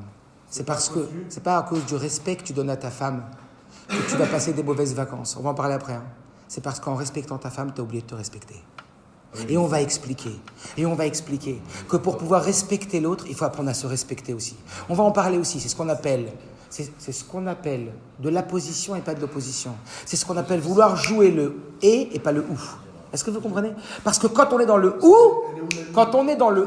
on va le voir après, c'est ou toi ou moi, et moi je vais faire que toi et pas moi, à un moment ou à un autre, je vais te le faire payer. À un moment ou à un autre, je vais agir dans la violence. Ça peut pas ne pas être forcément de la violence physique ou verbale, ça peut être de l'indifférence, ça peut être de la rancœur, ça peut être du mal-être. Donc vous allez voir que la réussite dans le respect du couple n'est pas de favoriser la place de l'autre à 100% et d'effacer la nôtre. C'est de réussir à être dans l'équilibre entre nous sommes deux humains avec deux besoins, avec deux identités. On n'est pas dans le ou, on est dans le et. Il y a et toi et moi. Je dois autant me respecter que te respecter. Tu veux aller bien? Dis à ta femme, on a 15 jours de vacances. C'est une semaine chez ta mère et une semaine chez la mienne. Ça, c'est du respect. Pourquoi? Parce que je vais aussi... C'est pas défendre mes intérêts. C'est que quelque part, eh bien, si tu dis à ta femme, OK pour les 2 semaines, tu vas à ce moment ne pas te respecter. Et comme tu ne te respectes pas, il va y avoir une révolte. Et forcément, c'est ou elle qui va le payer, dans le fait que tu ne vas pas avoir un cœur à faire la chose, parce que tu ne t'es pas respecté. Tu n'as pas respecté la personne qui avait en toi. Tu t'es pas comporté comme un bon compagnon pour toi-même. Tu n'as pas été ton bon compagnon, tu n'as pas été ton bon associé. Est-ce que tu comprends? Tu t'es pas défendu assez. Alors qu'en réalité, tout le but de la relation dans le respect, c'est d'arriver à respecter l'autre, mais l'autre me respecter à moi aussi. Et c'est pas contradictoire. Et c'est là où on va venir au point suivant, tu comprends? Donc là ce que tu as vu, c'est que le respect va freiner sur l'amour. Pas du tout. Si on sait doser, Ça veut dire que ce n'est pas de doser le respect. Si on sait doser cet amour, puis comprendre que le respect, c'est une alchimie entre le respect de l'autre et le respect de soi. Ça veut dire respecter les besoins de l'autre, mais aussi respecter ses propres besoins. Parce que souvent, vous savez qu'est-ce qui se passe quand on ne respecte pas ses besoins? Vous savez ce qui se passe quand on ne respecte pas ses besoins? On se dépasse pour l'autre et on attend que l'autre en fasse autant. Et quand il n'en fait pas autant, on est déçu terriblement. Et alors, c'est catastrophique. Et pourquoi ça? Et on va l'expliquer aussi après. C'est parce qu'on se comporte comme un enfant. C'est-à-dire qu'on ne prend pas la responsabilité de ses besoins. On fait porter sa responsabilité de ses besoins émotionnels à l'autre. On aimerait bien que l'autre il s'occupe de nous comme elle s'occupait de nous. Alors nous, on se dépasse. Vous savez pourquoi? Parce qu'on ne prend pas la responsabilité d'exprimer par une demande claire quel est mon besoin. J'attends que tu t'en occupes pour moi. Ça, c'est un enfant. On lui donne à manger à l'enfant. Hein? Un bébé, on respire pour lui, mais quand il sort du ventre de maman, s'il ne respire pas tout seul, eh ben, il meurt, l'enfant. C'est quoi devenir adulte? C'est de devenir responsable de ses besoins. Ça ne veut pas dire de ne plus avoir de besoins. Un adulte, il a des besoins émotionnels. Un adulte, il a besoin d'empathie, il a besoin d'attention, il a besoin de sécurité, il a besoin d'amour, il a besoin de plein de choses. Un adulte comme un enfant. Seulement, le problème, c'est qu'un enfant, il n'est pas responsable de ses besoins, ce sont les parents qui sont responsables. Vous savez ce que c'est de devenir adulte? La courbe qui nous permet de devenir adulte, c'est de devenir responsable de nos besoins, pas forcément dans le nourrissement de ses besoins, mais dans l'expression de ses besoins. Dans le fait d'être à même de dire j'ai faim. Si à 15 ans j'arrive et je dis à maman ah, et qu'est-ce qu'on a mon fils? J'ai faim. À 25 ans je pleure. Pourquoi tu pleures? Faim. Okay, quand tu as 2 mois tu pleures. Pas quand tu as 25 ans, tu te lèves au frigidaire, tu as 15 ans tu manges. Est-ce que vous comprenez ce que je veux dire? C'est-à-dire que la définition même de grandir, la définition même de devenir adulte, c'est de gagner en autonomie, pas forcément de se nourrir tout seul émotionnellement seulement, mais aussi d'être dans la responsabilité de la demande verbale et de la prise en charge de ses besoins. J'attends pas que madame, je joue la victime et je vais tout donner pour elle et j'attends qu'elle le fasse. Là, tu te comportes comme un gamin. Et si elle continue à kiffer, à regarder sa mère et son père et toi, elle te regarde pas, tu vas dire je la déteste. T'as vu tout ce que j'ai fait pour elle? Même pas elle, la considération. Est-ce que vous comprenez ou pas? C'est pas de sa faute. C'est parce que nous, on n'a pas su que dans la relation, quand on parle de respect, il n'y a pas que le respect de l'autre. Un peu de respect, s'il vous plaît, pour vous-même. Hein? Pourquoi vous attendez que ce soit votre femme qui s'occupe de vous? Est-ce que vous comprenez ce que je veux dire? Ça veut dire qu'il y a en même temps encore une fois, c'est dans l'équilibre, cette conscience cette conscience que je suis autant un individu qu'elle est l'individu. Et c'est pas moi qui m'occupe d'elle et qui s'occupe de moi. C'est moi qui m'occupe d'elle et qui m'occupe de moi. Un couple, c'est pas comme ça. Un couple, c'est pas on est comme ça s'il y en a un qui lâche, l'autre il tombe. Est-ce que vous comprenez ce que je veux dire? Un couple, qu'est-ce qu'il a fait à Kadosh Baruch Hu? Je vous laisse la parole tout de suite. Qu'est-ce qu'il a fait Dieu? Il a fait qu'Adam et Chava, ils étaient un seul corps. Un seul corps. Il les a séparés. Et il leur a dit, maintenant vous allez marcher tout seul. Après, vous allez vous marier. Quand vous serez stable sur vos 2 jambes, vous allez vous rencontrer. Mais la stabilité d'un couple, c'est pas l'un qui tient sur l'autre. C'est que chacun y tient, et à 2, ils vont se compléter pour être encore plus puissants. Est-ce que vous comprenez ce que je veux dire? Les couples qui se rencontrent en étant en équilibre, je te donne, tu me donnes, tu ne donnes pas, je meurs, et si je donne pas, je meurs. Sans toi, je suis plus rien, sauf qui peut. Sauf qui peut, c'est un danger. Est-ce que vous comprenez ce que je veux dire? Cet équilibre, cette harmonie du couple, c'est quoi? C'est que Dieu, il fait que toi et ta femme, c'était une seule chose. Jusqu'à un certain âge, où on est censé se construire, eh bien, on a créé un équilibre. On se tient sur nos jambes. Hein, on a un équilibre intellectuel, mais un équilibre émotionnel. Je vais vous le dire, le problème de la génération, c'est qu'on nous a appris à grandir intellectuellement, mais pas émotionnellement. Émotionnellement, les enfants. J'ai reçu des gens, je me rappelle d'une personne, j'étais choqué parmi toutes les personnes, mais un couple, le mari, une feuille tremblante. J'avais un gosse de 15 ans devant moi. Il avait 45 ans. Un gosse de 15 ans devant moi, dans son comportement émotionnel, hein, c'est pas un jugement négatif, c'est vraiment, c'était un enfant dans sa relation avec sa femme, il avait peur de sa femme, il était tremblant, et quand elle m'appelle et que je peux répondre. Je lui ai dit, mais vous faites quoi comme métier? Moi je crois que bon. Il m'a dit, je suis responsable chef de clinique à l'hôpital Saint-Louis en radiologie. Ça veut dire 17 ans d'études avec je sais pas quoi. Mais intellectuellement, c'était de la haute voltige. Émotionnellement, il était dans une dépendance émotionnelle et dans une faiblesse émotionnelle. Vous comprenez ou pas? Qu'il le mettait dans une fragilité et instabilité de tout son être. Parce que son état d'âme, elle n'est pas là, elle est là. Est-ce que vous comprenez ou pas? Une personne, son état d'âme, elle est en fonction de ses émotions, pas de sa raison. Alors oui, on va construire ses émotions par sa raison. Mais c'est dans l'émotion que ça se construit. Est-ce que vous comprenez? Donc vous avez touché un point important, mais ce n'était pas ça. C'est pas parce que je l'aime, vous comprenez, et que je vais me retirer, parce que je la respecte et je me retire, qu'à la fin je ne peux plus l'aimer. Ça oui, si je me suis pas respecté à moi. Vous avez compris? Donc on va y revenir. Hein. Allez-y. C'est juste monsieur qui voulait parler. Votre prénom c'est quoi? Samuel. Shmuel, oui. Donc pour revenir à ce qu'il disait, oui. Bon, effectivement, d'accepter, c'est se résigner à avoir un amour qui s'estompe parce qu'on a été au-delà de sa propre volonté. De l'autre côté, il y a la lucidité de dire que bon, si je n'accepte pas ça, je vais dans un clash vers un manque de respect, vers une situation de blocage, parce qu'à l'arrivée, voilà, donc après, c'est pas aussi simple de dire c'est comme ça, c'est une semaine chez ta mère, non, parce que le problème aussi, c'est qu'on est dans ce mariage avec des attentes différentes. Et ça devient compliqué, parce qu'on épouse aujourd'hui des femmes qui sont avec des attentes qu'on n'est peut-être pas à même. Alors on va y venir, Kol HaKavod, et vous avez entièrement raison. Juste une seconde, dans ce que vous avez dit, on n'a pas les mêmes attentes, on va le voir. On n'a pas les mêmes. Une seconde, monsieur. On n'a pas les mêmes attentes, on n'a pas les mêmes besoins. C'est pas si facile que ça, une semaine chez mère. C'est évident, d'accord? C'est évident que c'est pas si simple que ça. C'est pas si simple que ça. Mais il est sûr. C'est quoi le premier point que vous avez dit, excusez-moi? Non. Il est sûr de dire que de céder, c'est pas la bonne chose. Non, ce que vous avez dit en premier. Oui, parfois on veut céder. Alors écoutez bien ce que je vais dire. La réussite d'un couple, écoutez bien, c'était pas de perdre son pouvoir. Parce qu'en réalité, on ne perd jamais son pouvoir. On donne son pouvoir. Vous savez ce que c'est que perdre son pouvoir? C'est se soumettre ou se rebeller. Quand je me soumets à une décision, je perds mon pouvoir. Tout le monde le comprend? Quand je me rebelle, je perds mon pouvoir. Vous savez pourquoi? Parce que mon action est la réaction de l'action de l'autre. Et ce n'est pas moi qui l'ai décidé. Je ne suis plus dans la proaction, mais dans la réaction.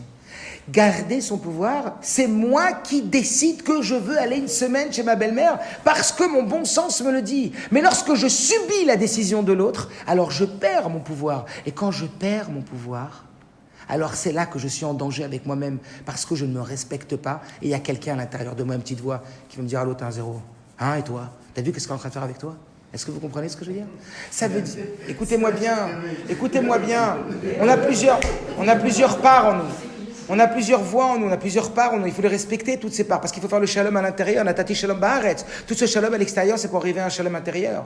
Et en réalité, c'est ce shalom des voix qu'on doit travailler. Est-ce que vous comprenez les différentes parts qu'on a en nous?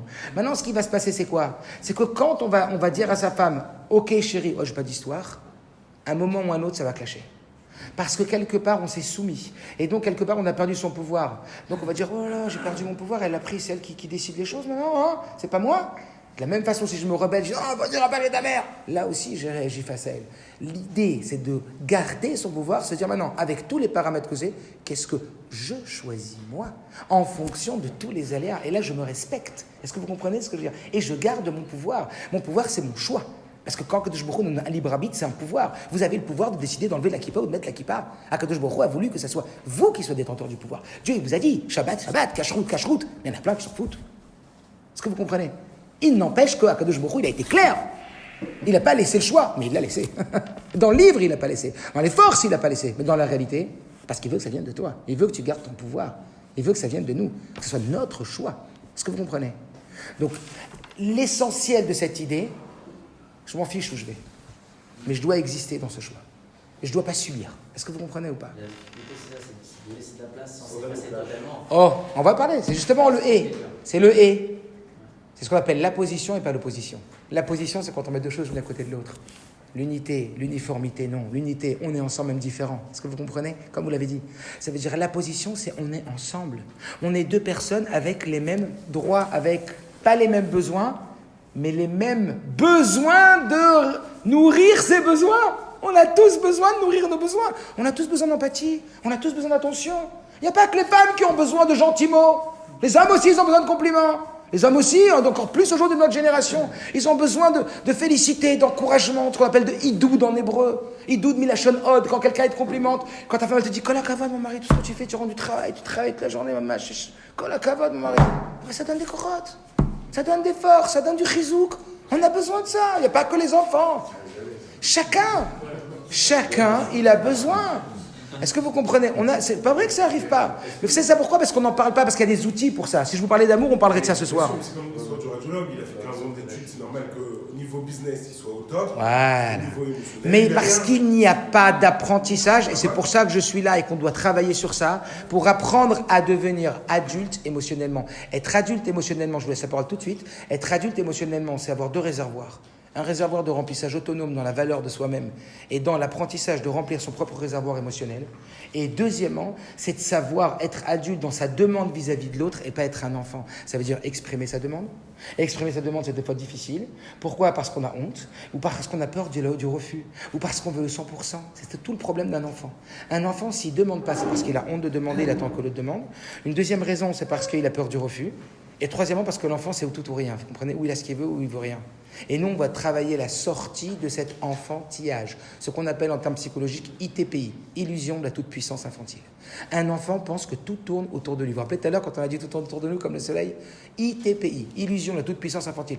Je crois que tout tourne autour de moi. Ça veut dire que si je vous rencontre demain et vous me faites la tête, je vais dire « Ah, il n'a pas aimé la conférence. Hein » Est-ce que vous comprenez ? Parce que je ne sais pas autrement que lier tout à moi. Est-ce que vous comprenez ou pas ? Donc quand ta femme elle n'est pas bien, tu dis « Ah, c'est moi, hein. » Dans ta tête, tu vas dire ça. Parce que tout tourne autour de toi. Diminuer son ITPI, contrôler son ITPI, savoir qu'il n'y a pas que mon centre, on a tous un centre différent, avec des valeurs différentes, avec des besoins différents, et c'est là où ça va commencer le respect. Ça veut dire contrôler son illusion de la toute-puissance infantile, c'est pas négatif. Vous savez, quand un papa et maman ils se disputent, et il y a un enfant, pourquoi l'enfant il sort responsable de la dispute ? Parce que dans la tête d'un enfant, papa et maman ils vivent ensemble que parce que moi je suis là. Il n'y a pas papa et maman dans leur relation, et puis un jour ils ont eu un enfant. Non, papa et maman ils sont là que parce que je suis le fils. Donc vous voyez, moi quand une fois je reçois des couples et qu'il y a un gosse de 3 ans ou de 2 ans, bah tiens, tout va bien, parce que maintenant je m'occupe de tes parents. Mais pas du tout. L'enfant, il va faire ce qu'il a envie et bouge comme il a envie. Parce que pour lui, dans sa tête, et c'est normal à son âge, le monde tourne autour de lui. Est-ce que vous comprenez ce que je veux dire ? Et il n'y a rien d'anormal pour lui. Qu'un enfant, le monde tourne autour de lui. Le monde existe pour lui. Mais ça fait partie de la construction, ça. On a besoin de ça pour travailler, construire son estime de soi, la valeur de soi, etc. On a besoin de ça au début. C'est comme une carapace. On a besoin un peu de gava au début, de construction, de valorisation de son être. Et après, on va enlever cette carapace et on va monter. Vous comprenez ? Donc, de la même façon, être adulte émotionnellement, c'est te dire « je ne suis pas tout seul ». Mais je ne suis pas tout seul dans les deux sens. Ça veut dire que quand papa et maman ils se disputent et que je crois que c'est de ma faute, et c'est pour ça que les enfants sont très marqués par les violences parentales, parce qu'ils pensent être le responsable, parce que tout passe par eux. Quand ça va bien entre papa et maman, ils sont aussi très heureux. Quand je parle avec ma femme, ça rate pas, mon fils ou ma fille petite, ils viennent me voir. C'est ce que je leur dis ? Tiens, mais on parlait de toi justement. Plus besoin de rien lui dire, il part tout seul. Parce qu'il sent qu'il existe dans la relation. Est-ce que vous comprenez ou pas ? Parce que le sujet de l'enfant a besoin d'exister dans toute relation. Si j'existe plus, c'est que je disparais. La disparition, ça fait peur. Puisqu'il existe au travers des autres. Est-ce que vous comprenez ? Donc il va y avoir un besoin d'apprentissage, d'existence au travers soi-même, dans la mise en place d'un apprentissage, à être, comme on dit tout à l'heure, un bon compagnon pour soi-même. Ça veut dire apprendre à se respecter soi-même et respecter ses besoins. Et savoir que j'ai le droit à avoir des besoins et à les exprimer. Mais quand je les exprime, je prends des risques. D'abord, d'affronter la honte de devoir demander. J'aimerais bien un peu d'empathie, ma femme. Qu'est-ce que t'as ? T'es une femme ou quoi, toi ? Non, je ne suis pas une femme. Mais un homme, il a besoin aussi d'émotion. Un homme, il est légitime dans son émotion. J'ai besoin d'un petit sourire quand je rentre à la maison. J'ai besoin d'un je t'aime de temps en temps. J'ai besoin d'un merci, mon mari, je vois tout ce que tu fais. J'ai besoin d'un merci. Toi, tu as besoin d'un merci quand tu fais à manger, moi j'ai besoin d'un merci. Et puis ça s'exprime différemment, dans les paroles, dans les actes, paroles valorisantes, moments privilégiés. Ça existe, les 5 langages de l'amour. J'en parlerai pas ce soir, mais ça existe tout ça. Et il faut identifier tout ça. Et quand on va devenir adulte émotionnellement, vous allez voir comment tout va changer. Comment on va être beaucoup moins susceptible, beaucoup moins sensible, beaucoup moins dans le manque de respect. Parce que vous allez voir qu'en vérité, le manque de respect, ça vient d'où ? Ça vient d'une violation de sa sensibilité.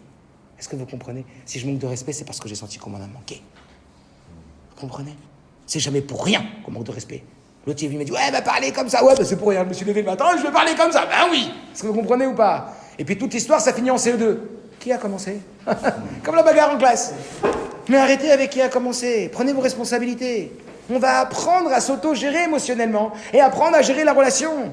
Et c'est ce qu'on va voir maintenant. Allez-y. Je reviens sur ce qu'il avait dit. Très là. Je vous coupe une petite seconde, je prends une bouteille.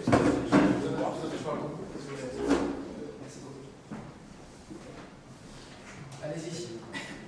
Et donc, par rapport à ce qu'il a dit, quand je pense que prendre sur soi, à un moment donné, quand notre femme va nous dire on va passer une semaine de vacances chez ma mère, certes, ça ne fait pas plaisir, mais c'est pas forcément qu'on ne se respecte pas. Vous savez quand est-ce qu'on ne se respecte pas? Quand on n'écoute pas la décision de nous. Moi, j'ai très peur de cette phrase, je prends sur moi. J'ai très peur. Parce que c'est que ce qui je prends sur moi, je prends ma femme. Mais je ne prends pas ma femme sur moi. Je décide, retenez cette phrase, d'aller chez ma belle-mère. Si je décide, je ne lui ferai pas payer un jour. Si je subis, je lui ferai payer un jour. Est-ce que vous comprenez ou pas? Mais je peux décider. Je suis d'accord avec vous. C'est pas forcément parce que je subis que je vais chez ma belle-mère. C'est parce que je décide de faire plaisir à ma femme. Mais si je décide, la décision, elle vient de moi, donc j'en prends la responsabilité. Donc je ne la ferai pas payer à ma femme demain. Est-ce que vous comprenez ce que je veux dire? Je vais aller plus loin. Allez-y. On peut, même si ça ne fait pas plaisir, oui, y aller parce que derrière, ça va apporter de la joie. 100%. C'est ce que je suis en train... Oui, allez-y. Et à la suite de ça, on aura gagné quelque chose malgré tout, c'est encore plus de respect de sa femme. 100%. Donc qu'est-ce que vous avez fait? Vous avez fait un choix. Oui. C'est tout. Moi, c'est ce que je veux. Je veux pas que ton choix, ça soit pas un choix. Peu importe c'est quoi la finalité du choix. Est-ce que vous comprenez? Parce que quand c'est ton choix, t'en prends la responsabilité. Quand c'est pas ton choix, tu joues la victime. Et mieux vaut être responsable de son bonheur que victime de son malheur. Plus on est responsable, plus on a des chances d'être heureux. Plus on joue la victime, plus on a des chances d'être malheureux. Seulement, on adore faire la victime aujourd'hui. Parce qu'on croit qu'on va gagner quelque chose. On n'est pas des enfants. Un enfant, il joue la victime. Un adulte, il est responsable. Vous voulez être quoi? Responsable, c'est pas coupable, hein? Responsable, c'est être partie prenante du changement. Si je suis responsable de ma réaction, c'est que je peux changer les choses à l'intérieur de moi. Tu es responsable de la boutique? Pourquoi c'est comme ça les rayons? Est-ce que vous comprenez ce que je veux dire? Ah mais je suis pas responsable, je peux rien faire. On adore jouer la victime, c'est à cause d'elle, c'est à cause d'elle. Sois responsable, tu as des besoins, exprime-les. On va voir comment ça fonctionne. Et est-ce qu'il y a des outils là, pour cette négociation? Bien sûr, on va en parler justement. Ouais. On va parler d'un système. Allez-y.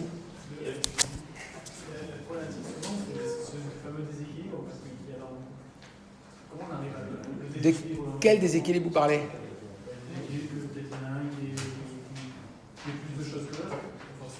Très bien. Comment on arrive à rééquilibrer? Très bien. Alors encore une fois, vous allez croire que j'essaye de prendre, vous allez croire que je prends de mon chapeau la même réponse parce que j'en ai qu'une, mais c'est pas vrai. C'est parce que c'est la même. La façon de rétablir l'équilibre, c'est supprimer le ou et commencer à vivre avec le et. C'est pas ou toi et ou moi, c'est et toi et moi. C'est je me respecte et je te respecte. Mais quand je te respecte, je pense aussi à moi. Et donc quand moi je vais chez ma belle-mère une semaine, j'ai décidé par choix, parce que je pense à des conséquences et au sens que ça peut amener, que c'est bien pour moi de faire ça. C'est pas que bien pour toi. Même si c'est dur maintenant. Quand tu fais des études et tu bosses, c'est dur. Mais tu sais que c'est bien pour toi. Ben, tu vas passer une semaine dure. Mais tu sais que c'est bien pour toi. Seulement ne la gâche pas chez ta belle-mère. Ah, t'as vu, on a été chez la belle-mère, hein? Ah, t'as vu? Hein? Ne l'oublie pas. Ne l'oublie pas cette semaine. Tu la regardes à table avec toute la famille, tu dis, qu'est-ce que je morfle. Wow. Ah, je suis vraiment un crack. C'est souvent une décision. Qu'est-ce que je m'aime, je suis extraordinaire.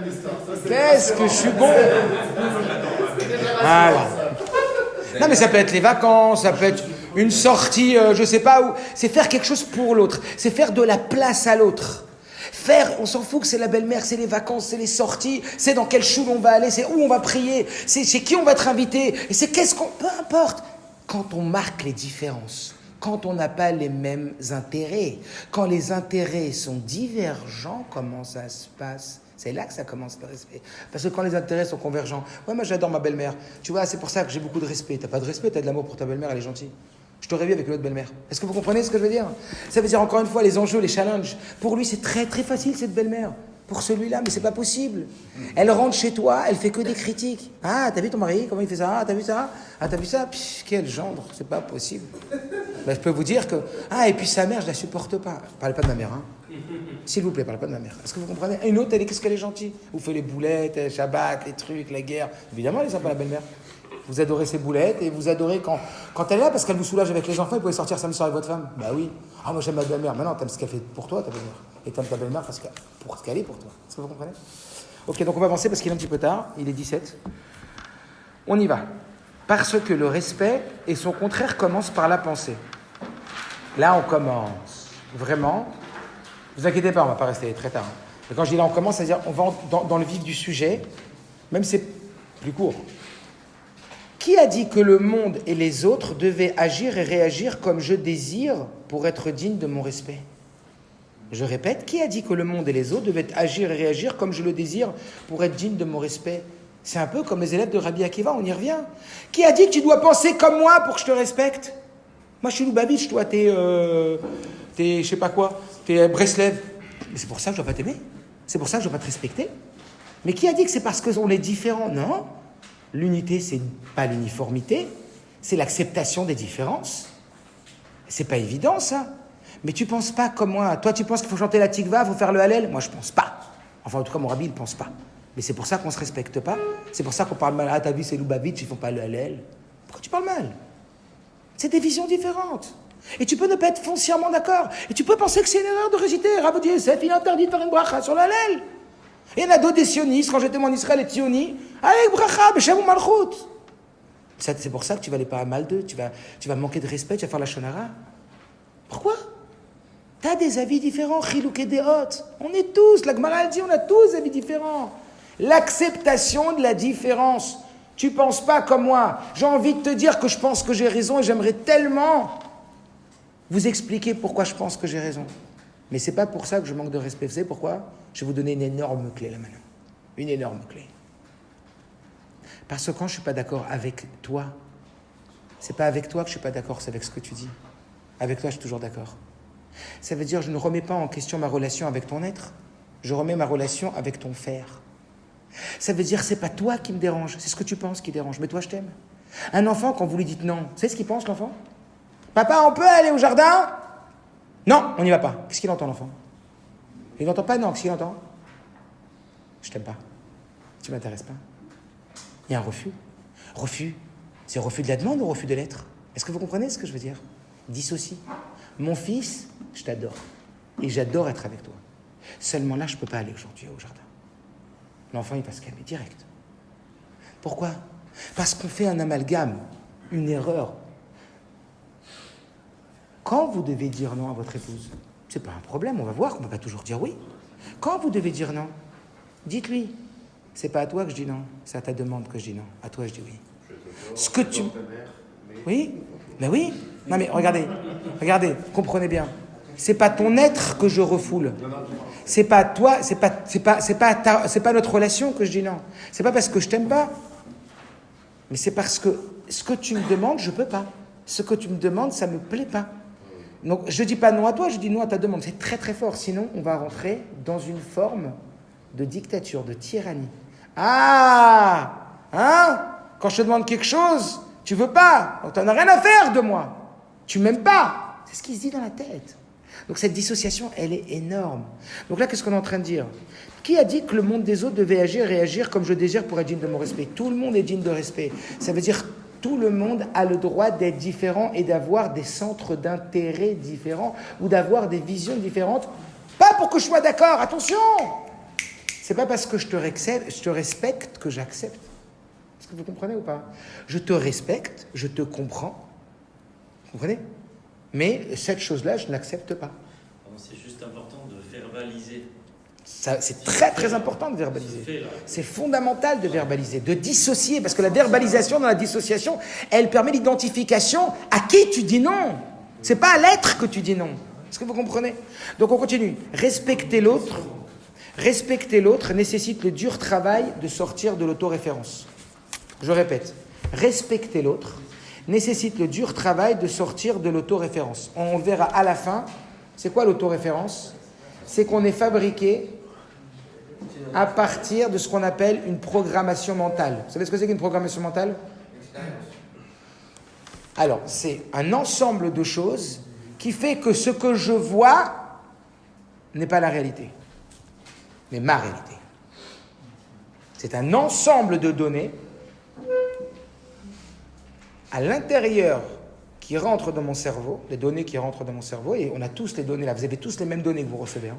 Mais si je vous interroge sur ce que vous avez compris de ce que j'ai dit, c'est tous différent. Vous avez tous retenu des points différents, des choses différentes.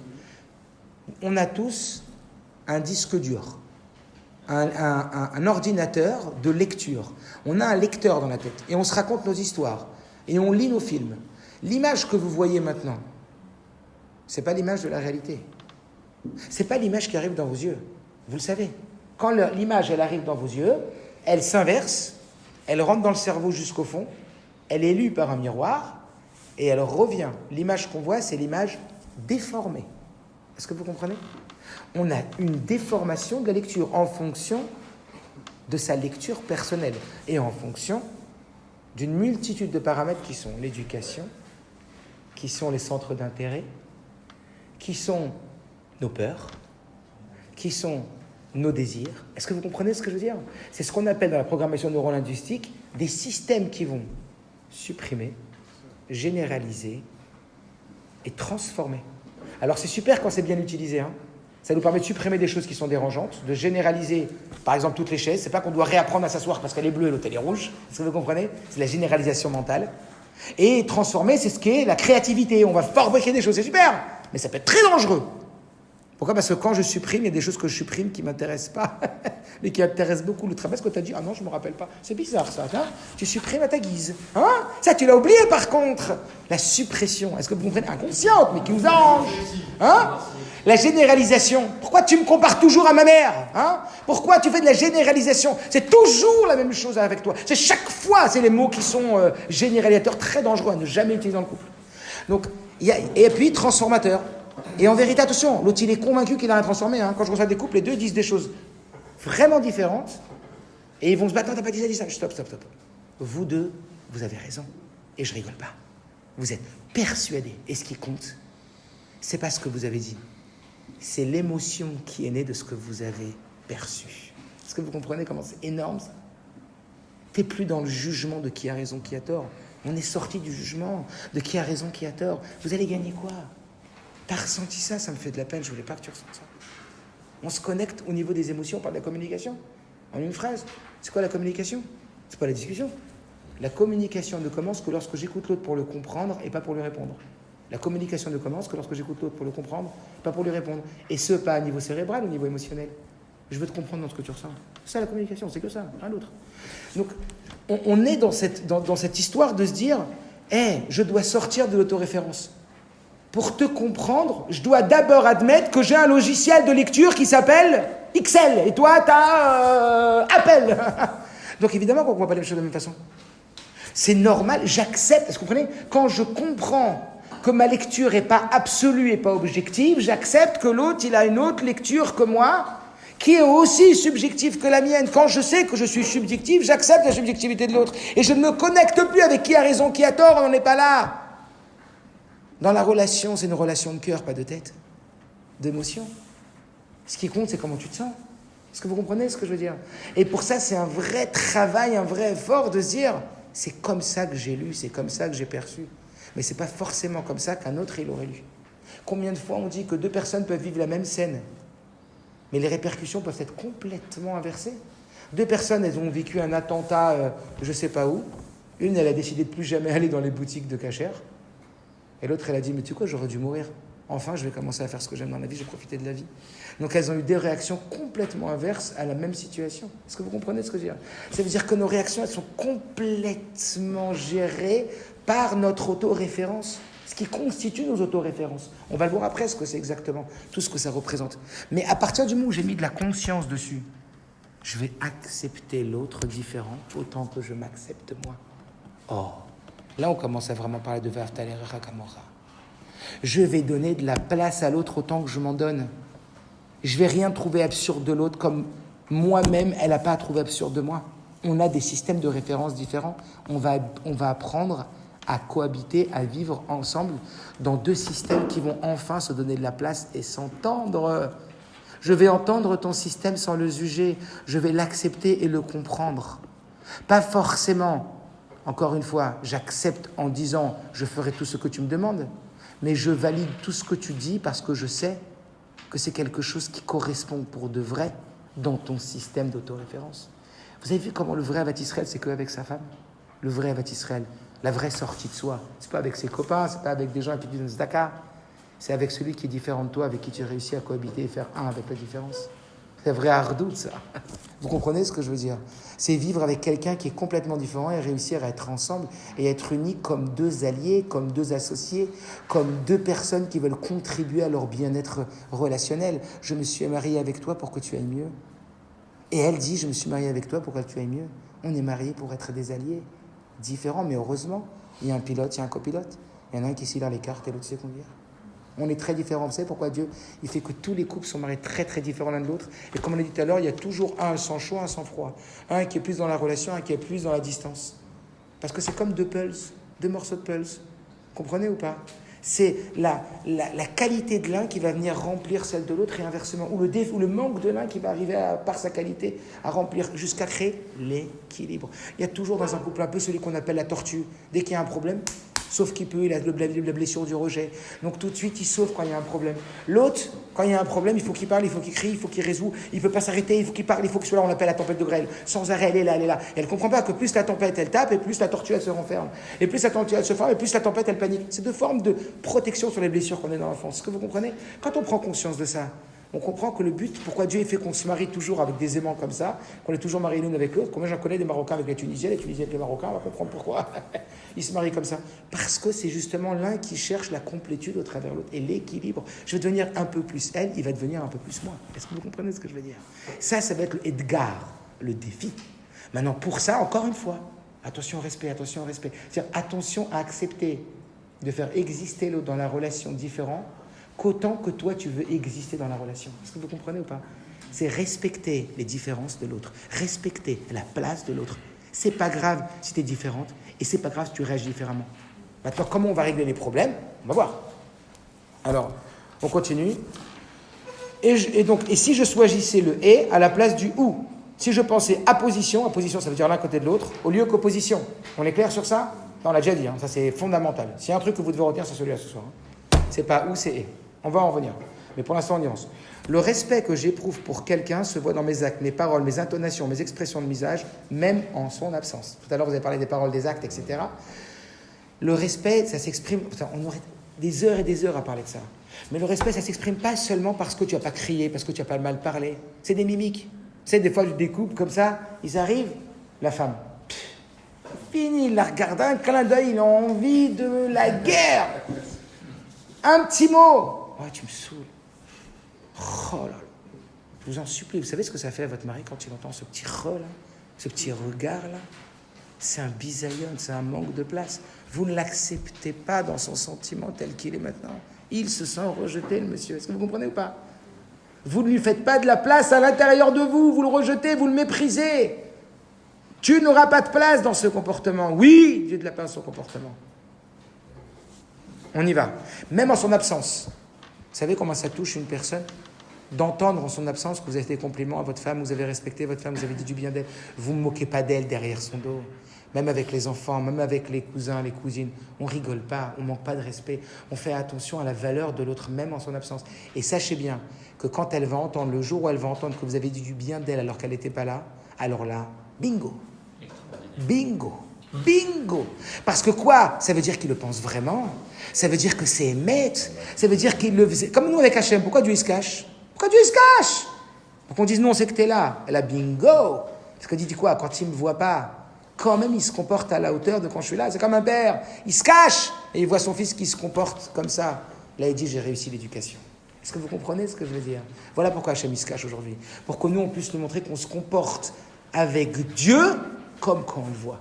Et c'est comme ça qu'on fait exister, enfin qu'on révèle l'existence de Dieu.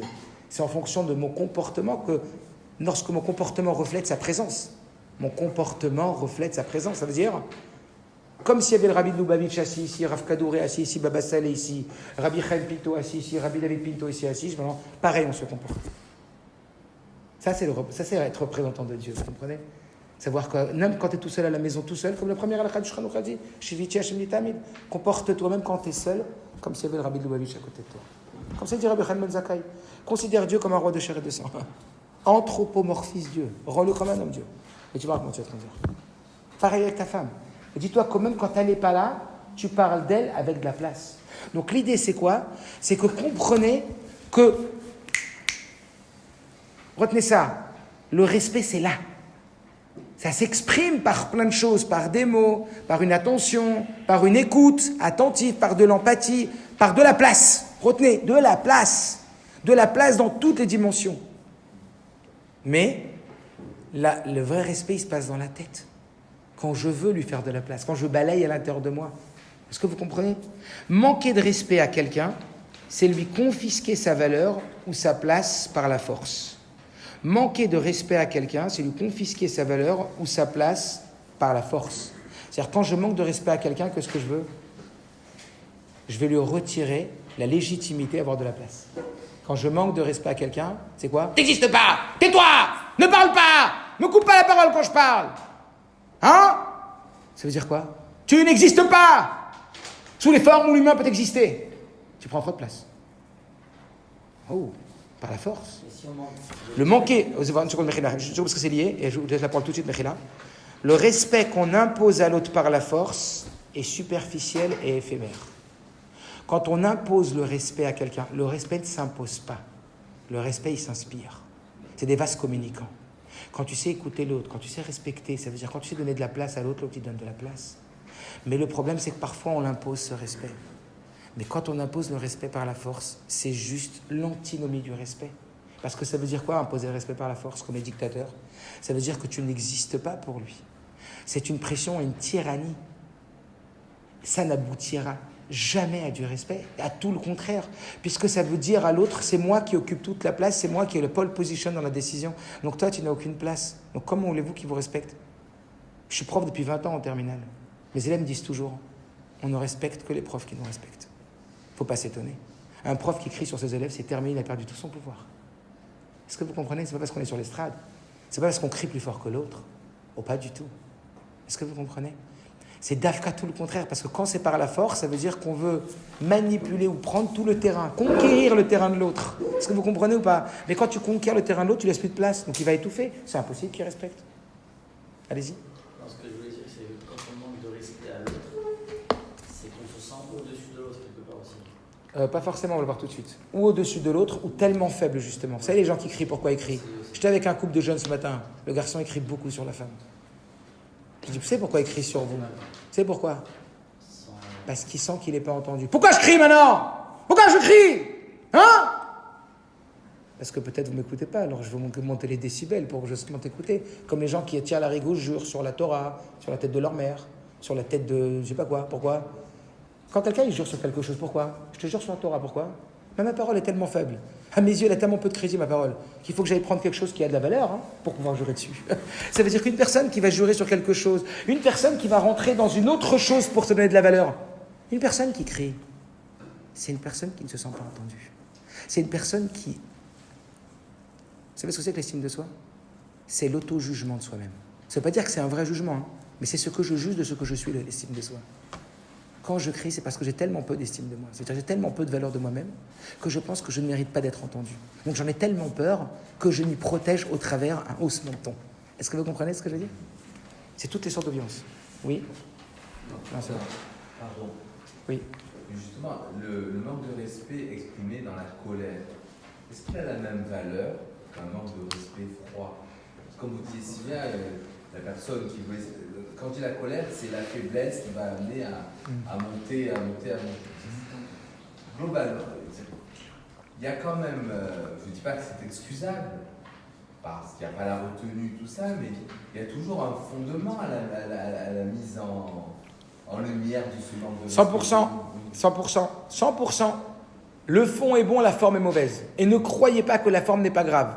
La forme est tout aussi importante, si ce n'est plus que le fond. On a tendance à négliger la forme alors qu'elle est fondamentale, cette forme. Mitzvah babé avera. On n'a pas le droit de faire une mitzvah, une avera pour faire une mitzvah. On n'a pas le droit de voler les gens pour faire de la tzedaka. Est-ce que vous comprenez ce que je veux dire? Donc c'est pareil. Le fond, attention au fond et à la forme. La forme est tout aussi importante. Le moyen d'arriver, ce qu'on appelle la pédagogie, le moyen d'arriver à enseigner ou à transformer est tout aussi important, si ce n'est plus. Parce que si à la choule, vous avez un rave qui est accueillant, qui est sympa, il va vous faire aimer la Torah. Si vous avez un rave qui est toujours à critiquer, à mal parler, à faire du moussard, de la morale, etc., sauf qu'il peut. Vous comprenez ce que je veux dire? Et ça aura un impact direct sur la Torah. Donc, encore un petit peu? Comment? Les formations finies? Encore 5 minutes, c'est fini, ça va? Ok. Alors, écoutez bien. Rabaisser l'autre. Encore 5 minutes. Rabaisser l'autre. Je veux qu'on mette en application de suite en partant, je crois. Exactement. On y va. Rabaisser l'autre est un moyen tragique et désespéré de me rehausser moi-même. Rabaisser l'autre est un moyen tragique et désespéré de me rehausser moi-même. Ça veut dire que la meilleure façon de me rehausser, c'est de parler du mal de l'autre et de rabaisser l'autre. Quand je rabaisse l'autre, c'est parce que je ne sais pas me rehausser. J'ai une histoire pile qui tombe là-dedans. C'était le Rabbi Rachab et le Rabbi Zalman Aaron. 2 frères. Ils étaient ensemble. C'était les frères d'un grand rabbi qui s'appelait le Rabbi Shmuel, Lubavitch, Rabbi Marash. Ils jouaient un jour ensemble dans la cour. Ils jouaient à quoi? Comme papa. Au rabbi, au chassid, à l'élève et au maître. Ils jouaient ensemble, mais le problème, c'est qu'ils n'avaient pas le même âge, mais ils avaient la même taille. Alors le grand frère, il va être le rabbi. Et le petit frère, il accepte d'être l'élève. Mais ils ont pas la même taille. Qu'est-ce qu'il décide? Le grand frère dit à son petit frère, c'est pas normal que le chassid, il ait la même taille que le rabbi. Alors viens, on va dans le jardin, on va prendre une pelle, on va creuser un peu. Et on va te mettre dedans un petit peu, quelques centimètres, pour que je me sente plus grand que toi. Et puis alors il a enlevé la terre, et il a mis son petit frère dedans, il était un peu petit que lui. Maintenant il commence à jouer. Bon, quelle avéra tu as faite? Et alors le papa il arrive, le rabbi Marash, le papa il arrive, il dit quoi vous jouez? Il dit bon, on joue au rabbi et au chassid. Et c'est moi le rabbi. Il dit pourquoi tu le mets dans un trou ton frère? Il dit parce qu'un rabbi il est plus grand qu'un chassid. Il dit écoute-moi bien, si tu veux être plus grand que ton frère, monte sur une chaise, mais ne le mets jamais dans un trou. Waouh! On passe notre journée à voir les informations des malheurs des autres pour se sentir un peu plus heureux. C'est le système de la fainéantise de l'homme. Au lieu de s'améliorer, de devenir plus performant, on critique l'autre pour se sentir meilleur. C'est la meilleure formule pour ne pas avancer et pour se rabaisser, vous comprenez? Donc n'utilisez pas le respect pour vous sentir meilleur. Si je dois me sentir meilleur, je dois travailler sur mes midotes, je dois travailler sur moi. Je continue vite. L'amour propre et la dignité de l'autre sont une zone sacrée de son être dans laquelle jamais aucune attaque n'est permise. Même avec les meilleures intentions du monde, on y arrive. Messieurs, attaquez la demande, n'attaquez jamais l'être. Attaquez ce qu'elle a fait, n'attaquez jamais ce qu'elle est. C'est pas sur toi que je parle, sur ce que tu as fait, toi je t'aime. Je remets pas en cause ta valeur. C'est cet acte. Un enfant quand il fait une bêtise, un enfant il a fait une grosse bêtise. Hein. Il a fait une grosse bêtise. T'as vu ce que t'as fait? Espèce de menteur, tricheur. En disant ça, on l'a rendu un menteur et un tricheur. Et on l'a collé à cette étiquette. Hein? Mais toi, t'es un tzaddik. Un tzaddik, il triche pas. Ça te va pas du tout, cet acte. Désidentification du mal à la qualité de l'être. Est-ce que vous comprenez? Tiens, quand tu parles comme ça, je te reconnais pas. Parce que toi, je sais que tu es une femme respectueuse. Donc il y a quelque chose qui ne doit pas aller chez toi. Mais cet acte-là, ta façon de me parler devant tout le monde ce soir, après, hein, on est sorti de table, hein, ta façon de me parler devant tout le monde, excuse-moi, je ne parle pas de toi, hein, je te parle de ce que j'ai ressenti. Dès que tu parles de l'autre, c'est le conflit. Donc sache que la façon dont tu viens de me parler tout à l'heure, j'en ai ressenti beaucoup de peine, je me suis senti honteux. Quand tu dis à quelqu'un ce que tu as fait mal, quand tu passes de première à la deuxième personne du singulier, je tue, tu tues la relation. Quand tu restes dans le jeu, tu la gardes. Prends la responsabilité de tes émotions. Ne le rends pas responsable de tes émotions. Tu sais, quand tu vas parler mal devant tout le monde, j'ai eu très honte. C'est tout. Et laisse-lui faire l'examen de conscience. Ça a 1000 fois plus d'effets bénéfiques que de lui mettre sur la tête. Pour qu'après, elle oublie complètement tout le mal qu'elle a fait, mais elle ne se rappellera que de la réponse que tu as eue. Est-ce que vous comprenez? Laissez chacun prendre la responsabilité de ses actes. Vous comprenez? Donc ça, c'est l'idée. Attention, tolérance, zéro sur le manque de respect. Si on manque de respect à quelqu'un, c'est parce qu'on est sûr que ça va avoir un effet positif sur le réveil de la conscience de l'autre. Erreur, piège, faux et archi-faux du Yetzer Hara qui veut nous détruire. Je sais que c'est jamais, avec toutes les meilleures intentions de la Terre, que le manque de respect va me faire aboutir à mon objectif. Jamais. Je n'utiliserai jamais cette technique parce qu'elle est destructrice. Et elle paraît constructrice. C'est comme le mensonge. Au début, tu crois que mentir, c'est bien, mais à la fin, tu vas payer cher. Il n'y a rien de constructif. C'est en apprenant à se respecter soi-même et à s'accepter qu'on devient capable de respecter l'autre. C'est un peu ce qu'on a dit, mais on n'a plus le temps maintenant d'en parler. Ce qu'on a dit tout à l'heure, apprends à te respecter, ça veut dire apprends à connaître tes besoins. Apprends à exprimer. Tout ce qu'on va voir sur l'autre, apprendre à se respecter, c'est apprendre à s'écouter. C'est apprendre à se demander, tiens, qu'est-ce que j'ai besoin moi pour être bien? Qu'est-ce que être un bon compagnon pour soi-même? Parlez-vous comme à votre meilleur ami. Pas comme un amoureux de vous. Parce que quand tu es amoureux de toi, c'est très dangereux. Tu vois pas tes défauts, tu vois pas ce qui va pas. Mais quand tu te parles comme, quand tu te vois pas, quand tu te vois comme un meilleur ami peut te dire, là, tu n'aurais pas dû parler comme ça. Là, ça se fait pas. Là, c'est bien. Mais comme quelqu'un de bienveillant, d'empathique. Et quelqu'un qui prend soin de ses propres besoins. Parce que si tu prends pas soin de tes besoins et tu prends soin que des besoins de ta femme, on l'a dit tout à l'heure, c'est c'est pas où. On finit. Respecter l'autre, c'est quoi? On l'a dit tout à l'heure, sortir de l'ETPI, sortir de croire qu'il n'y a que ton système qui existe. Le système de l'autre a autant le droit d'avoir de place, ça c'est le respect, que ton système. C'est quoi la maturité et le discernement? C'est ça qui va te donner à toi de la maturité et du discernement. Tu vas grandir émotionnellement. Ça veut dire quoi? Tu vas comprendre que ses besoins, ses priorités, ses sensibilités n'ont pas l'obligation d'être les mêmes que les tiennes. Donc tu vas t'occuper de tes besoins et de ses besoins. On va parler un soir de tes besoins, un soir de mes besoins. On va parler de tes besoins une fois, on va être tous les deux pour tes besoins, après on va être tous les deux pour mes besoins. Si vous voulez parler en même temps de vos besoins, ça va scratcher, est-ce que vous comprenez? Mais tes besoins sont aussi légitimes que les miens, même si ce n'est pas mes besoins. Toi, ton besoin, c'est quoi? Un petit câlin? Ton besoin, c'est un sourire? Ton besoin, c'est un coup de fil dans la journée? Moi, c'est pas ça mon besoin, c'est autre chose. On va identifier nos besoins, on va parler de nos besoins, et on va respecter les besoins de l'autre en disant, je vais nourrir tes besoins, comme toi aussi, tu vas m'aider à nourrir mes besoins, sans être dans la dépendance complète, à dire, si tu ne me nourris pas, eh ben, je ferai la grève de la faim, je ne me nourris pas tout seul. Non, si tu n'es pas capable de me nourrir, c'est peut-être pas ce que tu veux pas. Je vais vous dire, vous avez même 100 000 € à me prêter pour le Betrabad? Ah non, c'est que vous ne m'aimez pas? Mais non, c'est peut-être que vous ne les avez pas. Ma femme, je lui demande, tu peux maintenant me donner de l'attention, ma femme? Ah non, elle n'a pas la tête, hormonalement, elle n'était pas bien. Donc d'abord, écoutez bien cette règle. Ne jamais imposer, mais toujours proposer. Dès que tu imposes, c'est fini le respect. Je n'impose pas, je propose. Est-ce que maintenant, tu pourrais me donner ça? Est-ce que tu pourrais me donner de l'attention? J'ai besoin de te parler. Ah, mais Khila, maintenant, je ne suis pas disponible, mais ce n'est pas contre toi, c'est juste ta demande, je ne peux pas la nourrir. Mais là, je ne peux pas. Est-ce que tu es OK? Elle te demande. Est-ce que ça va pour toi? Oui, alors on se revoit tout à l'heure. Quand tu iras bien, sois honnête et viens, on parle. Est-ce que vous comprenez ce que je veux dire? Ça veut dire respecter l'autre, c'est jamais imposer à l'autre. C'est jamais faire disparaître l'autre dans son besoin. Peut-être ton besoin n'est pas à même de nourrir le mien. Donc je respecte ta place du besoin comme la mienne, mais je respecte aussi la mienne. Si tu n'es pas prête maintenant, ça sera tout à l'heure. Et ne vous inquiétez pas qu'elle ne fuira pas tout à l'heure. Ouais, mais après, si je lui dis pas, si je lui l'impose pas maintenant qu'on parle, mais non, tout à l'heure elle partira, elle me dira pas, je la connais, c'est faux. Peut-être qu'elle mettra un jour ou 2 jours, mais quand elle viendra comme ça, avec ses ressources positives.